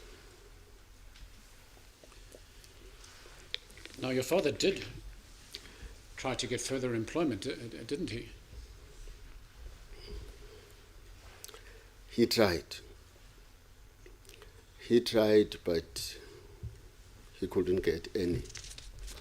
That's why he opted to open up a shop. A very small shop. We call it today a spaza shop. And it was inside our house at the kitchen. So he will remove some stuff there from the kitchen and pack his stuff. And he was selling small stuff like your sweets, cigarettes, tea bags, bread, paraffin, and candles, because there were no electricity at that time. So that's how we tried to survive. But that all was destroyed during the police raids. When they came home, they will destroy everything. They will unpack everything from the kitchen to the last room. And I never knew what they wanted exactly, because they were talking Afrikaans. And apparently my mother was also struggling to understand Afrikaans. And then that's how they communicated also with my mother in Afrikaans. And when she could not understand them, and then they would just say it in English, and then she would just answer, and then they will continue in Afrikaans. So then that was the situation. I understand after they first destroyed his spaza shop, he then went to Esiabulela Street to Fort to get some stuff for the spaza, of which I understand Woodford also was running a spaza that side. So he came back with some stuff, and then he started again. Obviously with the profit, then he will go to town and buy more. So as the business was starting to grow, and then they will come again, do the very same thing, destroy everything, and then they will just leave. And I understand at some point they were smoking the cigarettes, even inside the house, because they will come without cigarettes in their mouths or in their fingers. But during the raid, you'll just hear the smoke inside the house. And my mother was not smoking. I was definitely not smoking. I should hope not, Mr. Mkonta. Sorry? I should hope that you weren't smoking. And my grandfather was definitely not smoking. So after looking for everything that they want, or they wanted, remember now, when the police comes, you can hear them. You can hear their vents. You can hear their voices. Let alone their knock, because their knock was very different. It was like they were knocking with the foot. So what would my mother do? She will try and hide me to my grandfather's room, of which at the time my grandfather was always lying in bed because he was old. He could move, but I think he was just reserving his energy to go to the toilet, to go to take a bath. So, but most of the time he was like always lying in bed. So what my mother will do, she will take me to that room of my grandfather, close the door, and ask me to close my, sort of like my ears. But I wanted to know most, why am I like closing my ears? So I didn't close my ears, and then they will come. I think she was just trying to protect me from seeing these brutal people. So then they will come. After doing everything, then they will want to go into my grandfather's room. And then my mother will go to the door and try and stop them from going into that room. But because she was so weak for them, they could just push her away and go inside the room. And inside the room is me and my grandfather. And then they will start opening the wardrobes, take everything out, and then go to the bed, because they wanted to check under the mattress and the bed. So then they will like pull my grandfather, not nicely, and leave her on the floor, and lift the mattress, and then later the bed. And then they will just leave everything like that. So that was the life that we lived. Thank you for that important context. And just to finish off that harsh life, after repeated destructions of your father's spaza shop, were you then forced as a family to live on your grandfather's small pension? Yes, my grandfather was a pensioner, so he became a sole breadwinner for the family. And it was, I'm sure this was very humiliating to my father. It was my father that was taken care of, my mother and me, with the pension of my grandfather. So it was bad, man. Notwithstanding these harsh conditions, your father was politically active in the community. So can we turn to his political activism as you understand the role of your father in those days?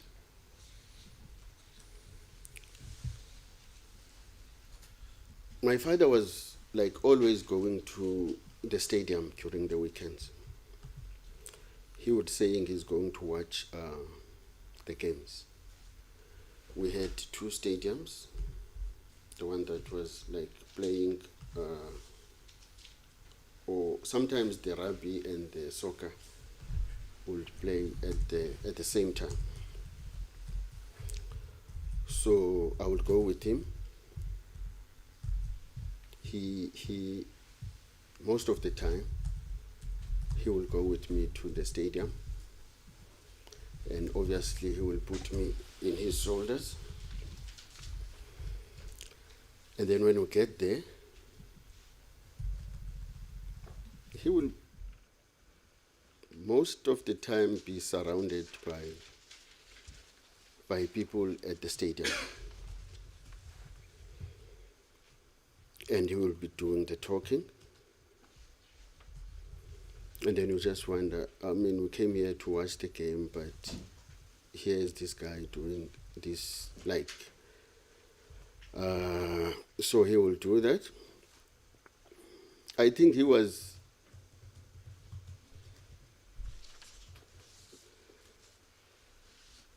yes, he loved sports. He really loved it. But I think he was doing both at the same time. Sport and politics to organize the youth, and then at work, labor and union to organize the labor. So, well, sports and politics, he sounds like a real South African. You mentioned in your statement that he was also involved in certain organizations. Can you just mention to the court which organizations he was active with? He was the chairperson of Cradock. There was a forum for taxpayers. He was in the executive of that forum.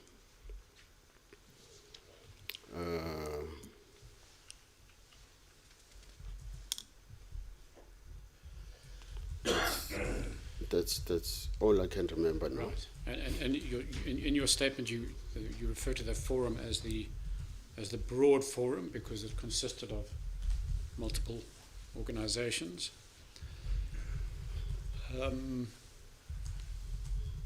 You already mentioned in some detail the police raids and harassment, but it's also indicated in your statement that from time to time your father was taken from the home to the police station,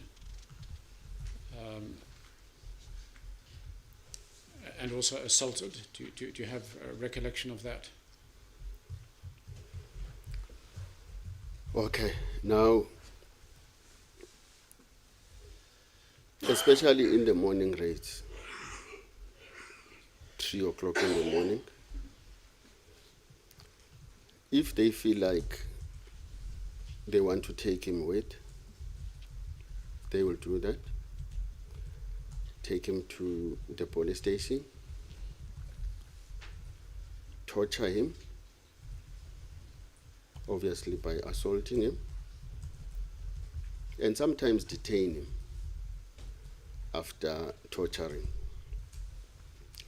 Now I get to understand why sometimes you will have to be detained after you have been tortured. It was for one simple reason, that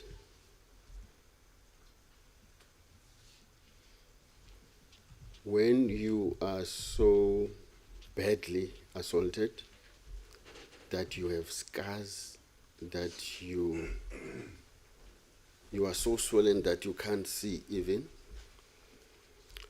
you will be detained. The question was whether you have any recollection of him being detained. Yes. Okay, that was the question. And do you have recollection of him coming home injured or hurt?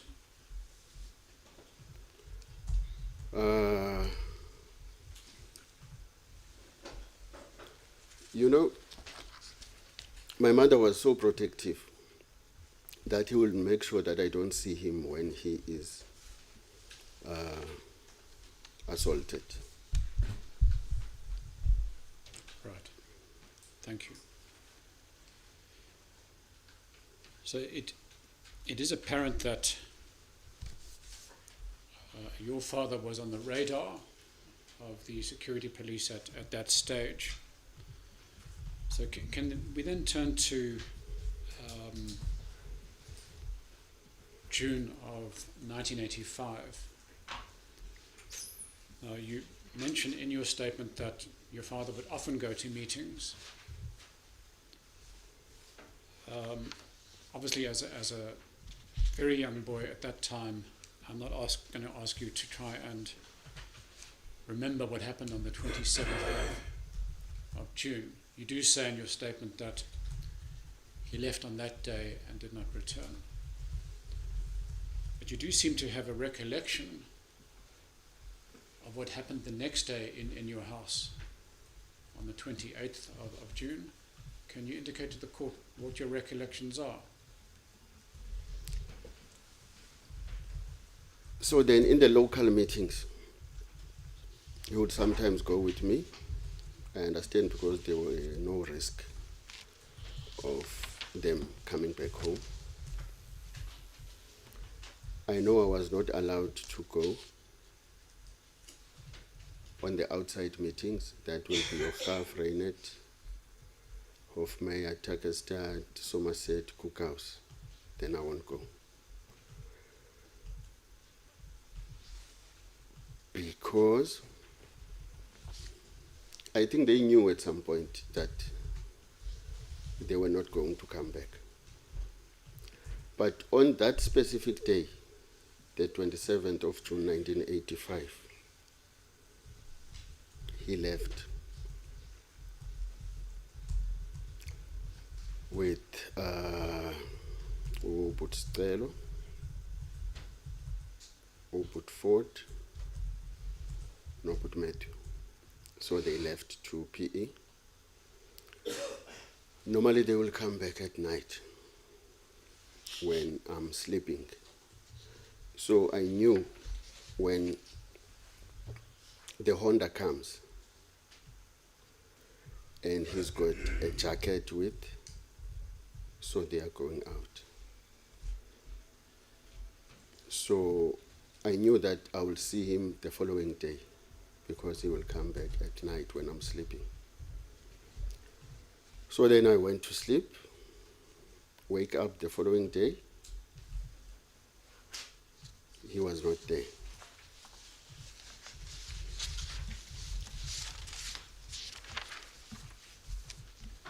And in a way it was a little bit strange.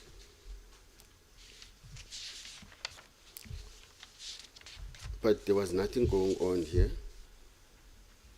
But I think it was not only us at home.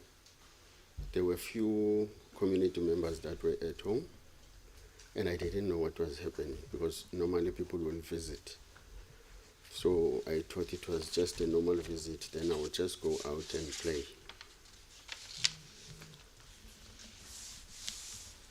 And then as the days goes,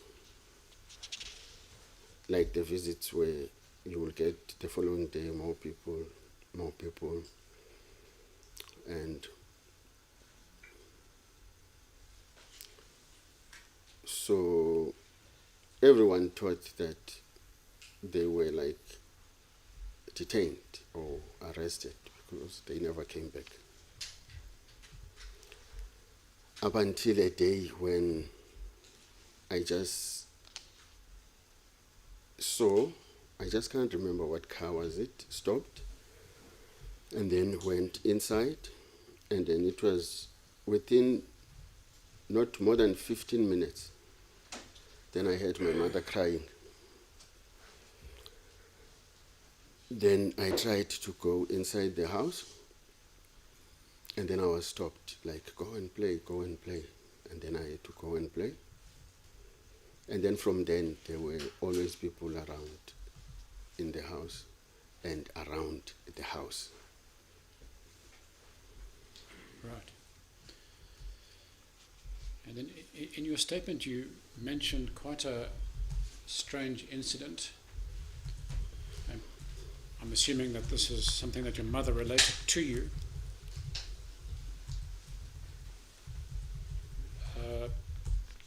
My lady, it's a paragraph 35.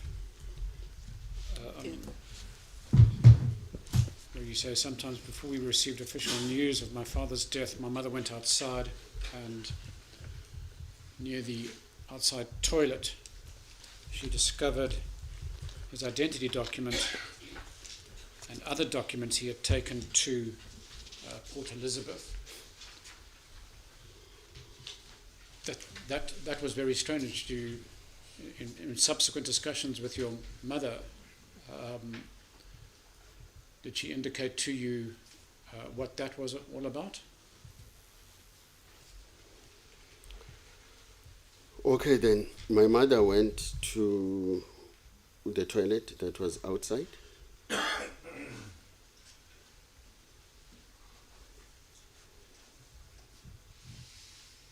And then came back with the ID of my father and some other documents that were with the ID.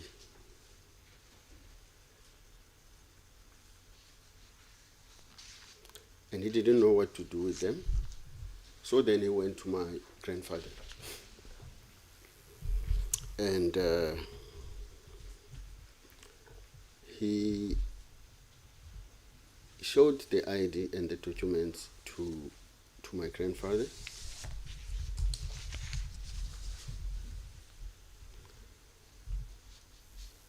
And then she didn't know what to do. And I understand she wanted to go and open a case.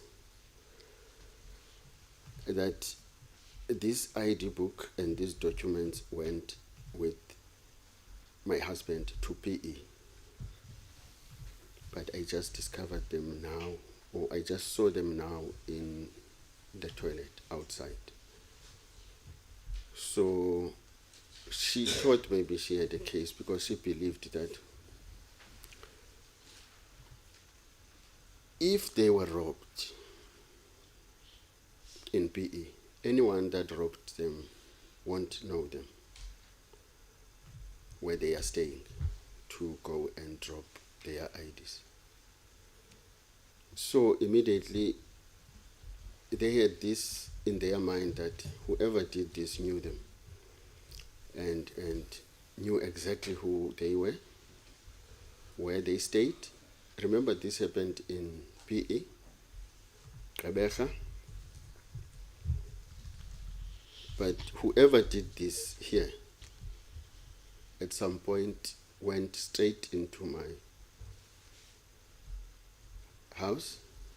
home, to go and drop the ID. Now, there is a small discrepancy between what your mother told you about that incident when you're preparing the statement, and what is reflected in her testimony before the TRC. And my lady, if I can draw your attention to either paragraph 26 or page 26 of A3.3, the transcript of the testimony at the bottom of the page.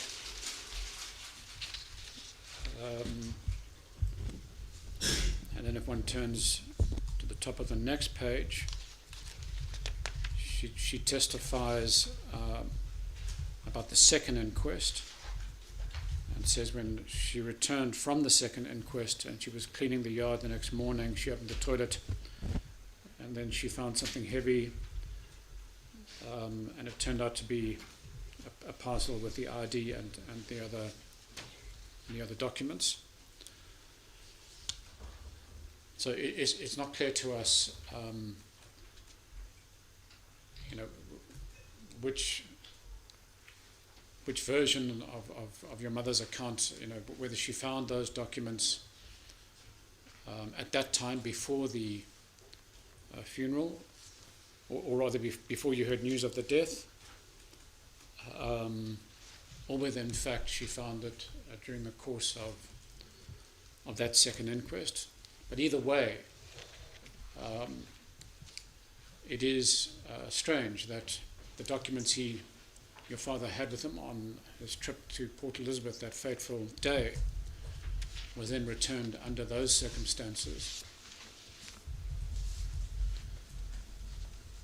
But let's... You do agree that was strange?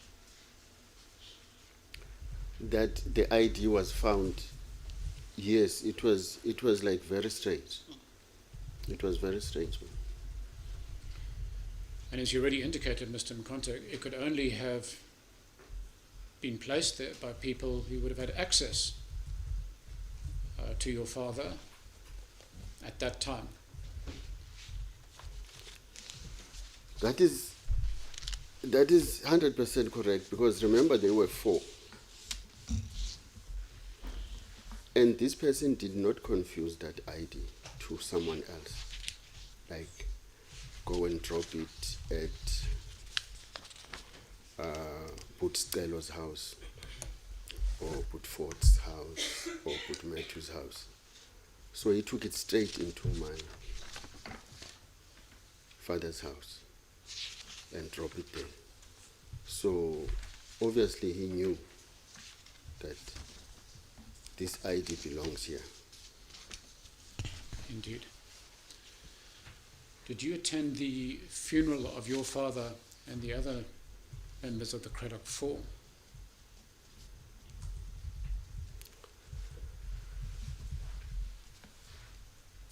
Yes, I did. I did attend the funeral. Remember, we were just following any toy. Anything that had something to do with the freedom songs and what. Every small child will just go and run behind it, not knowing even where is it going. So there was a toy around, and then it went to the stadium. And then there were people talking there. I was playing around. And then from there to the graveyard, again, toy, and then I joined as a child. And then I was singing. I was also jumping up and down, up to the graveyard. After some point there, the situation suddenly changed because people were starting to cry.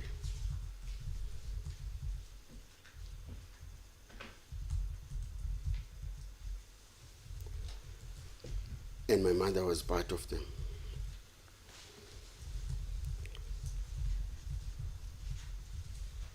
So then I went to her, and then she was like trying to push me away, like, go, like to the other kids, or go and do whatever you were doing, because she didn't want me to see her crying. My mother actually didn't want me to see anything, like her crying, like my father being beaten, and she was so protective.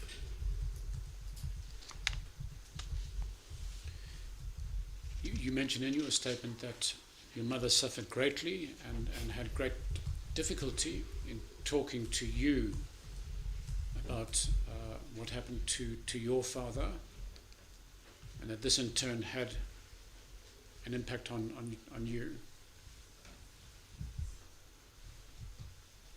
So can you please... Do you want to elaborate on the impact of your father's death on your mother, but also on yourself? Okay.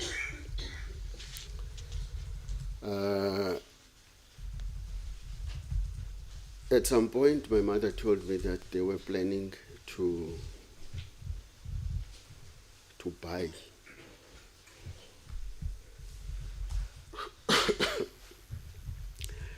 They were planning to buy more kids.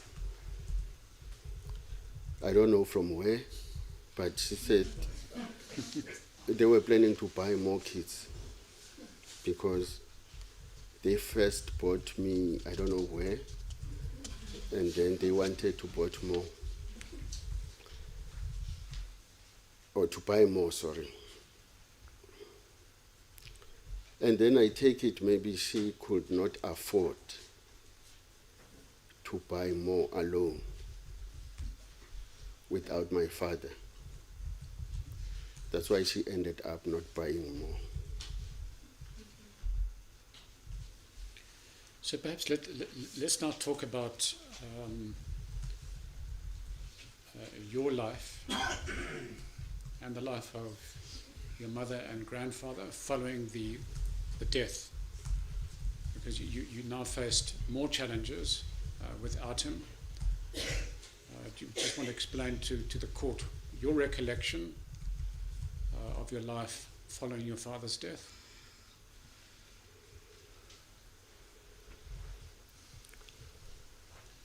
Okay, then few months after the funeral, my grandfather had a stroke. So then she was like permanently bedridden. Everything that he wanted to do, my mother had to assist.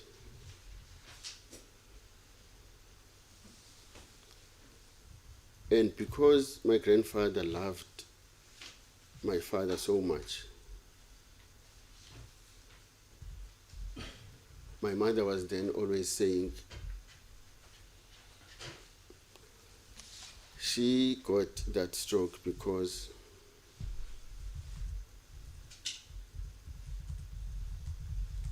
his favorite son is no more.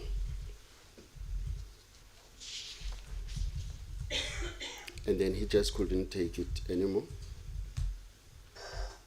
And then he got stroke. And he later died.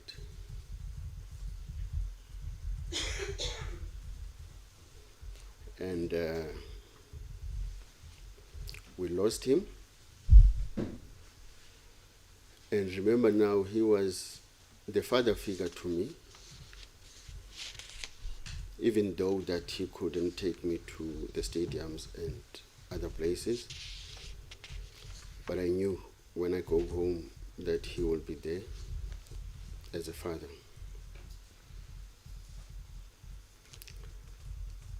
So then he died.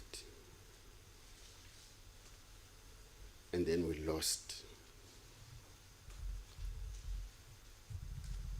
the money, or his pension money that he was getting from the government.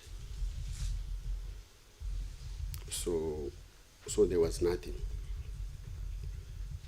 And then my mother would try, and obviously by hiding her identity, to try and go and get some peace jobs. But once they find out that she is the wife to my father, and then she will just be kicked away. You mentioned in your statement that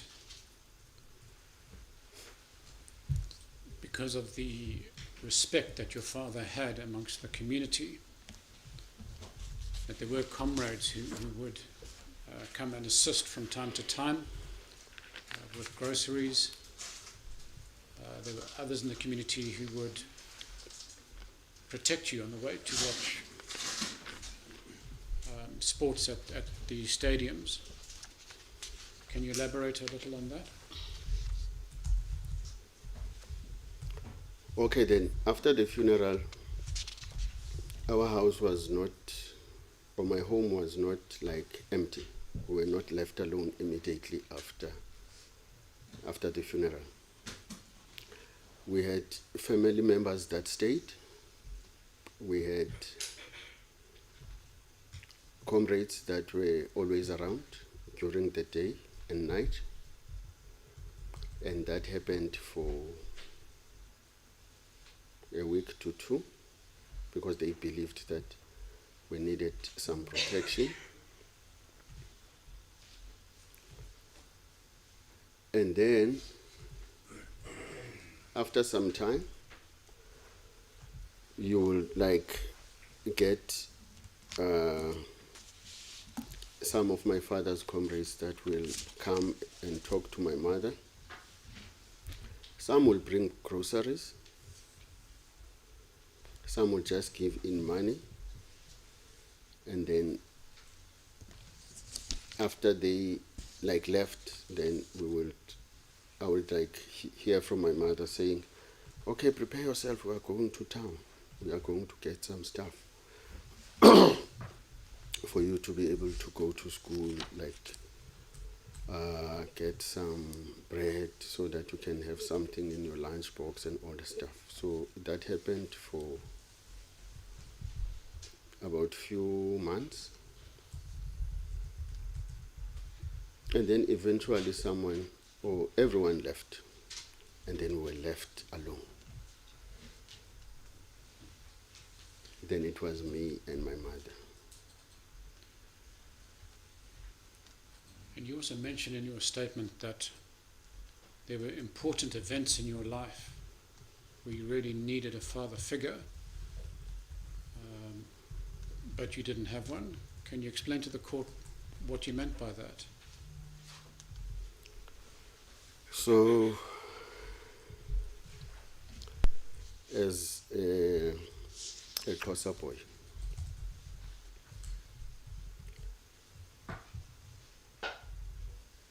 at a certain age, you need to graduate from being a boy to be a man.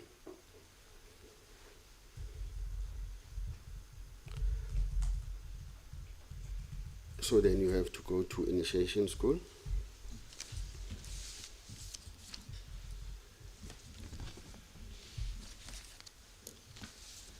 Before you go there, you need to be prepared mentally.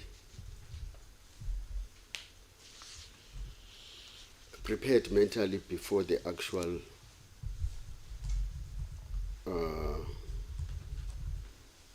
initiation.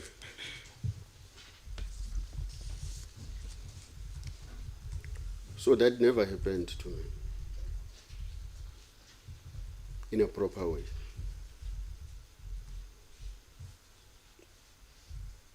Because whoever tried to do it didn't have enough time to do it.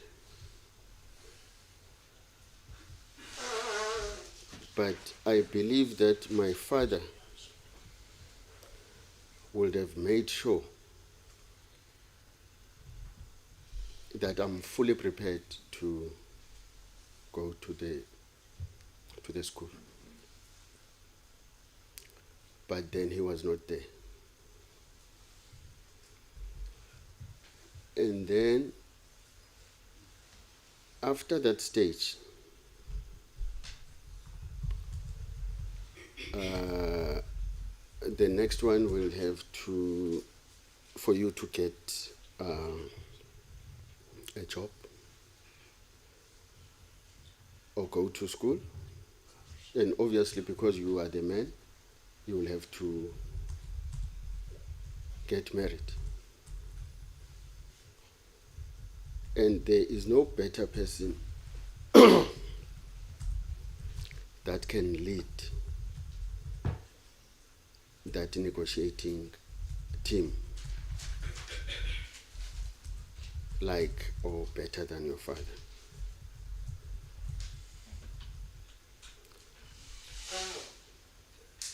Just to give guidance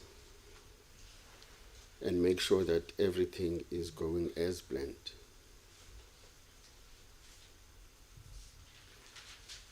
So I needed my father there, and he was not there.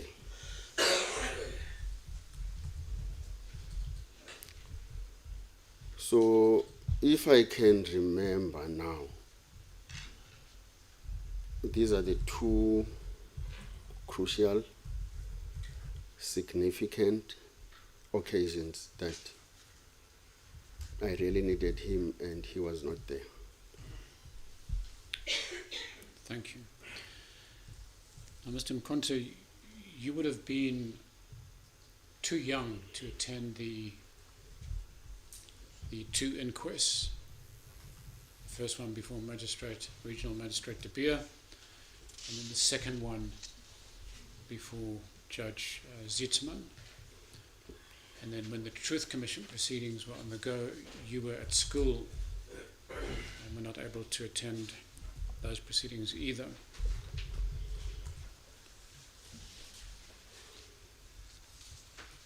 But did you now learn through the Truth Commission process who it was that murdered your father? Yes. And what did you learn about the actual murder of your father?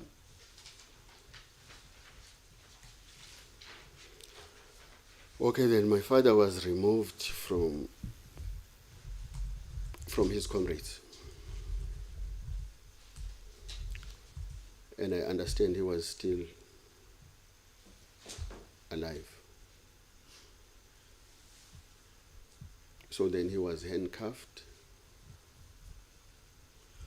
and put inside the car.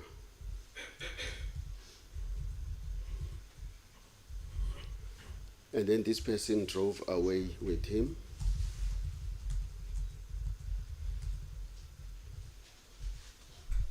To a place where he thought that was safe for him to assassinate him. So then he got there.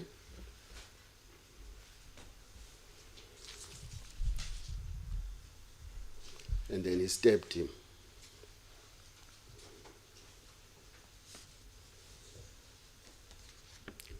He fought back.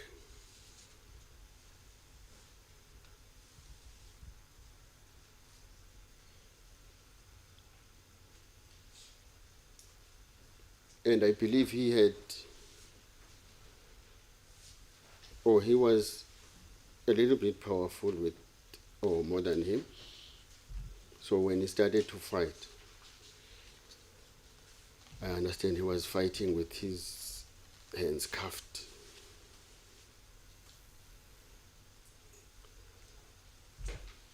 So then this person decided to shoot to kill, because he couldn't stand him. Milady, we refer Your Ladyship to the amnesty transcript of Mr. Saki van Sail, which is in the current record at Exhibit D, item 62.1, at pages 154 to 158, where Mr. van Sail gives an account of his fight with the late Speram Konto.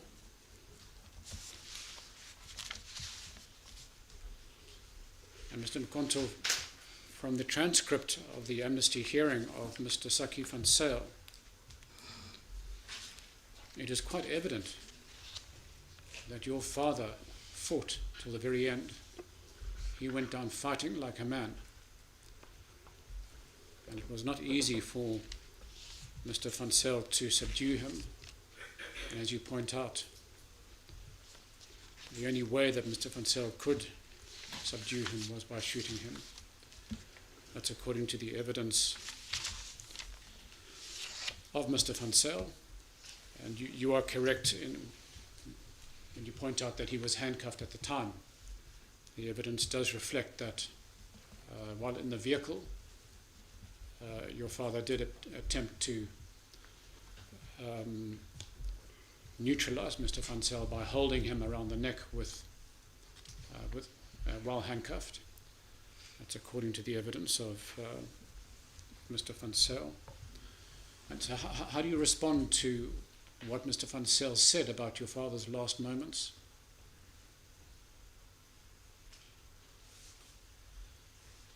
Sorry, I don't get your question. What's your response now that you know, or you have known that your father put up a formidable fight against Mr. Van Zyl before he was shot?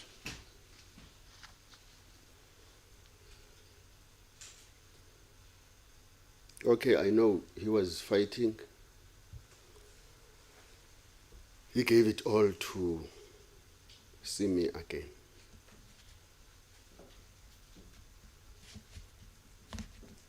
I'm sure he knew that he was going to die either way. So one thing that was in his mind, I'm sure it was me and my mother.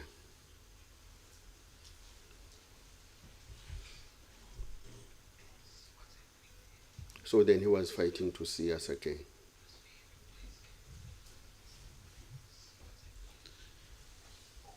Now, you're aware that Mr. Van Zyl was denied amnesty for his role in your father's murder, and that was in 1999.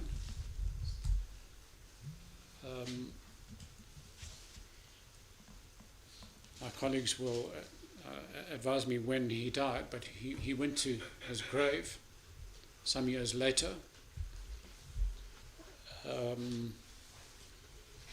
without facing justice. What impact did that have on you and your family?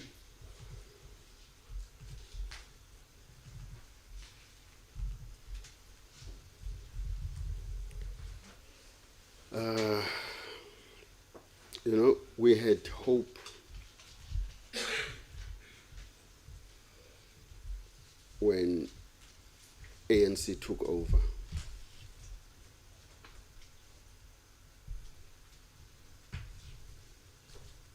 I personally don't even count the other inquests as inquests, because to me, they were just there for whatever reason.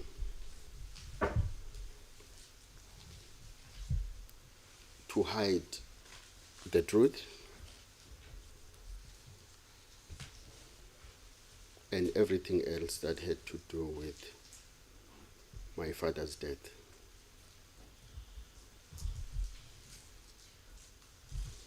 But then again, I had hope to the TRC, because it was after we voted.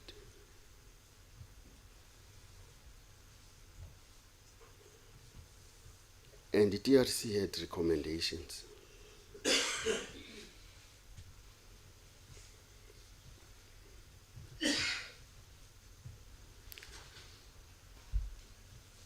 Those recommendations were handed to our government.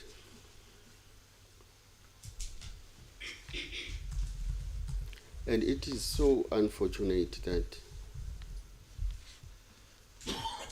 those recommendations were not implemented.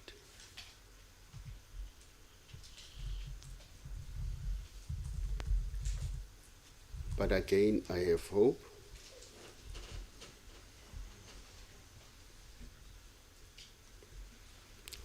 that this inquest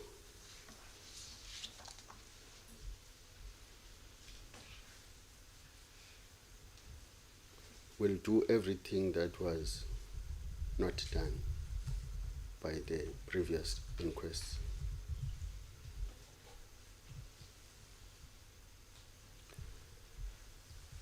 It was for the first time that the inquest went outside of that door. got into the cars, drove to Cradock.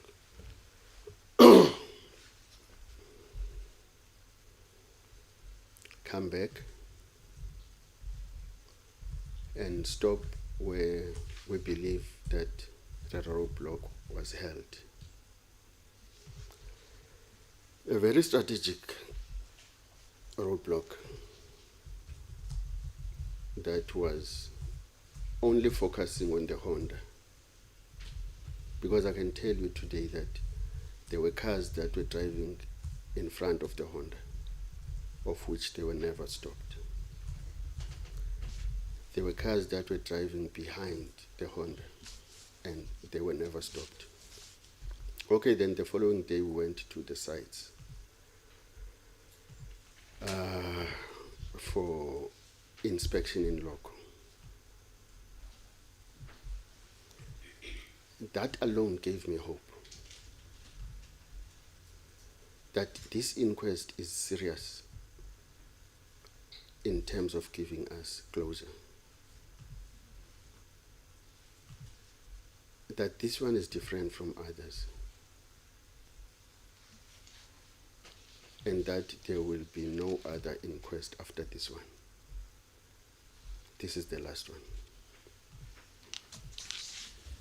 And I understand, Mr. Mkonto, that Captain Jones assisted you, members of your family, to visit the location at which it is believed your father died. Is that correct? That is correct. Milady, for the record, Saki van Zyl died on the 20th of August 2011. I believe his death certificate is at Exhibit C, and that's currently reflected as item A79 of the record, which means, Mr. Mkonto, that the police and prosecutors had approximately 11 years to act against Mr. van Zyl after he was refused amnesty, but evidently did not. Mr. Mkonto, before we close up, is there anything further you wish to say or bring to the attention of the Honourable Court? No, I'm good. Very good. Thank you. And I commend your courage, Mr. Mkonto. Thank you very much. No further questions. Thank you. Any questions for Mr. Mkonto? No question.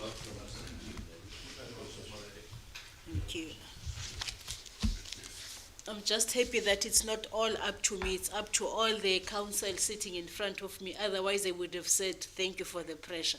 But it's really not up to me, it's up to all the evidence and information and help that council will provide me. Thank you very much, Mr. Mkonto. You may be excused. Thank you very much, ma'am.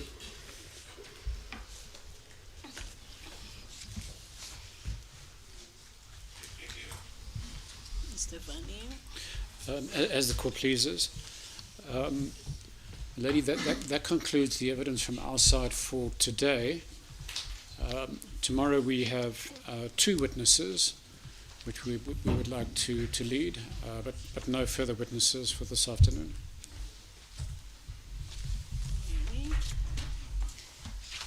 No other business that anyone wants us to deal with at this stage? Shall we adjourn until tomorrow? As the court pleases. The court will adjourn for the day to resume tomorrow at 9:30. Court will adjourn.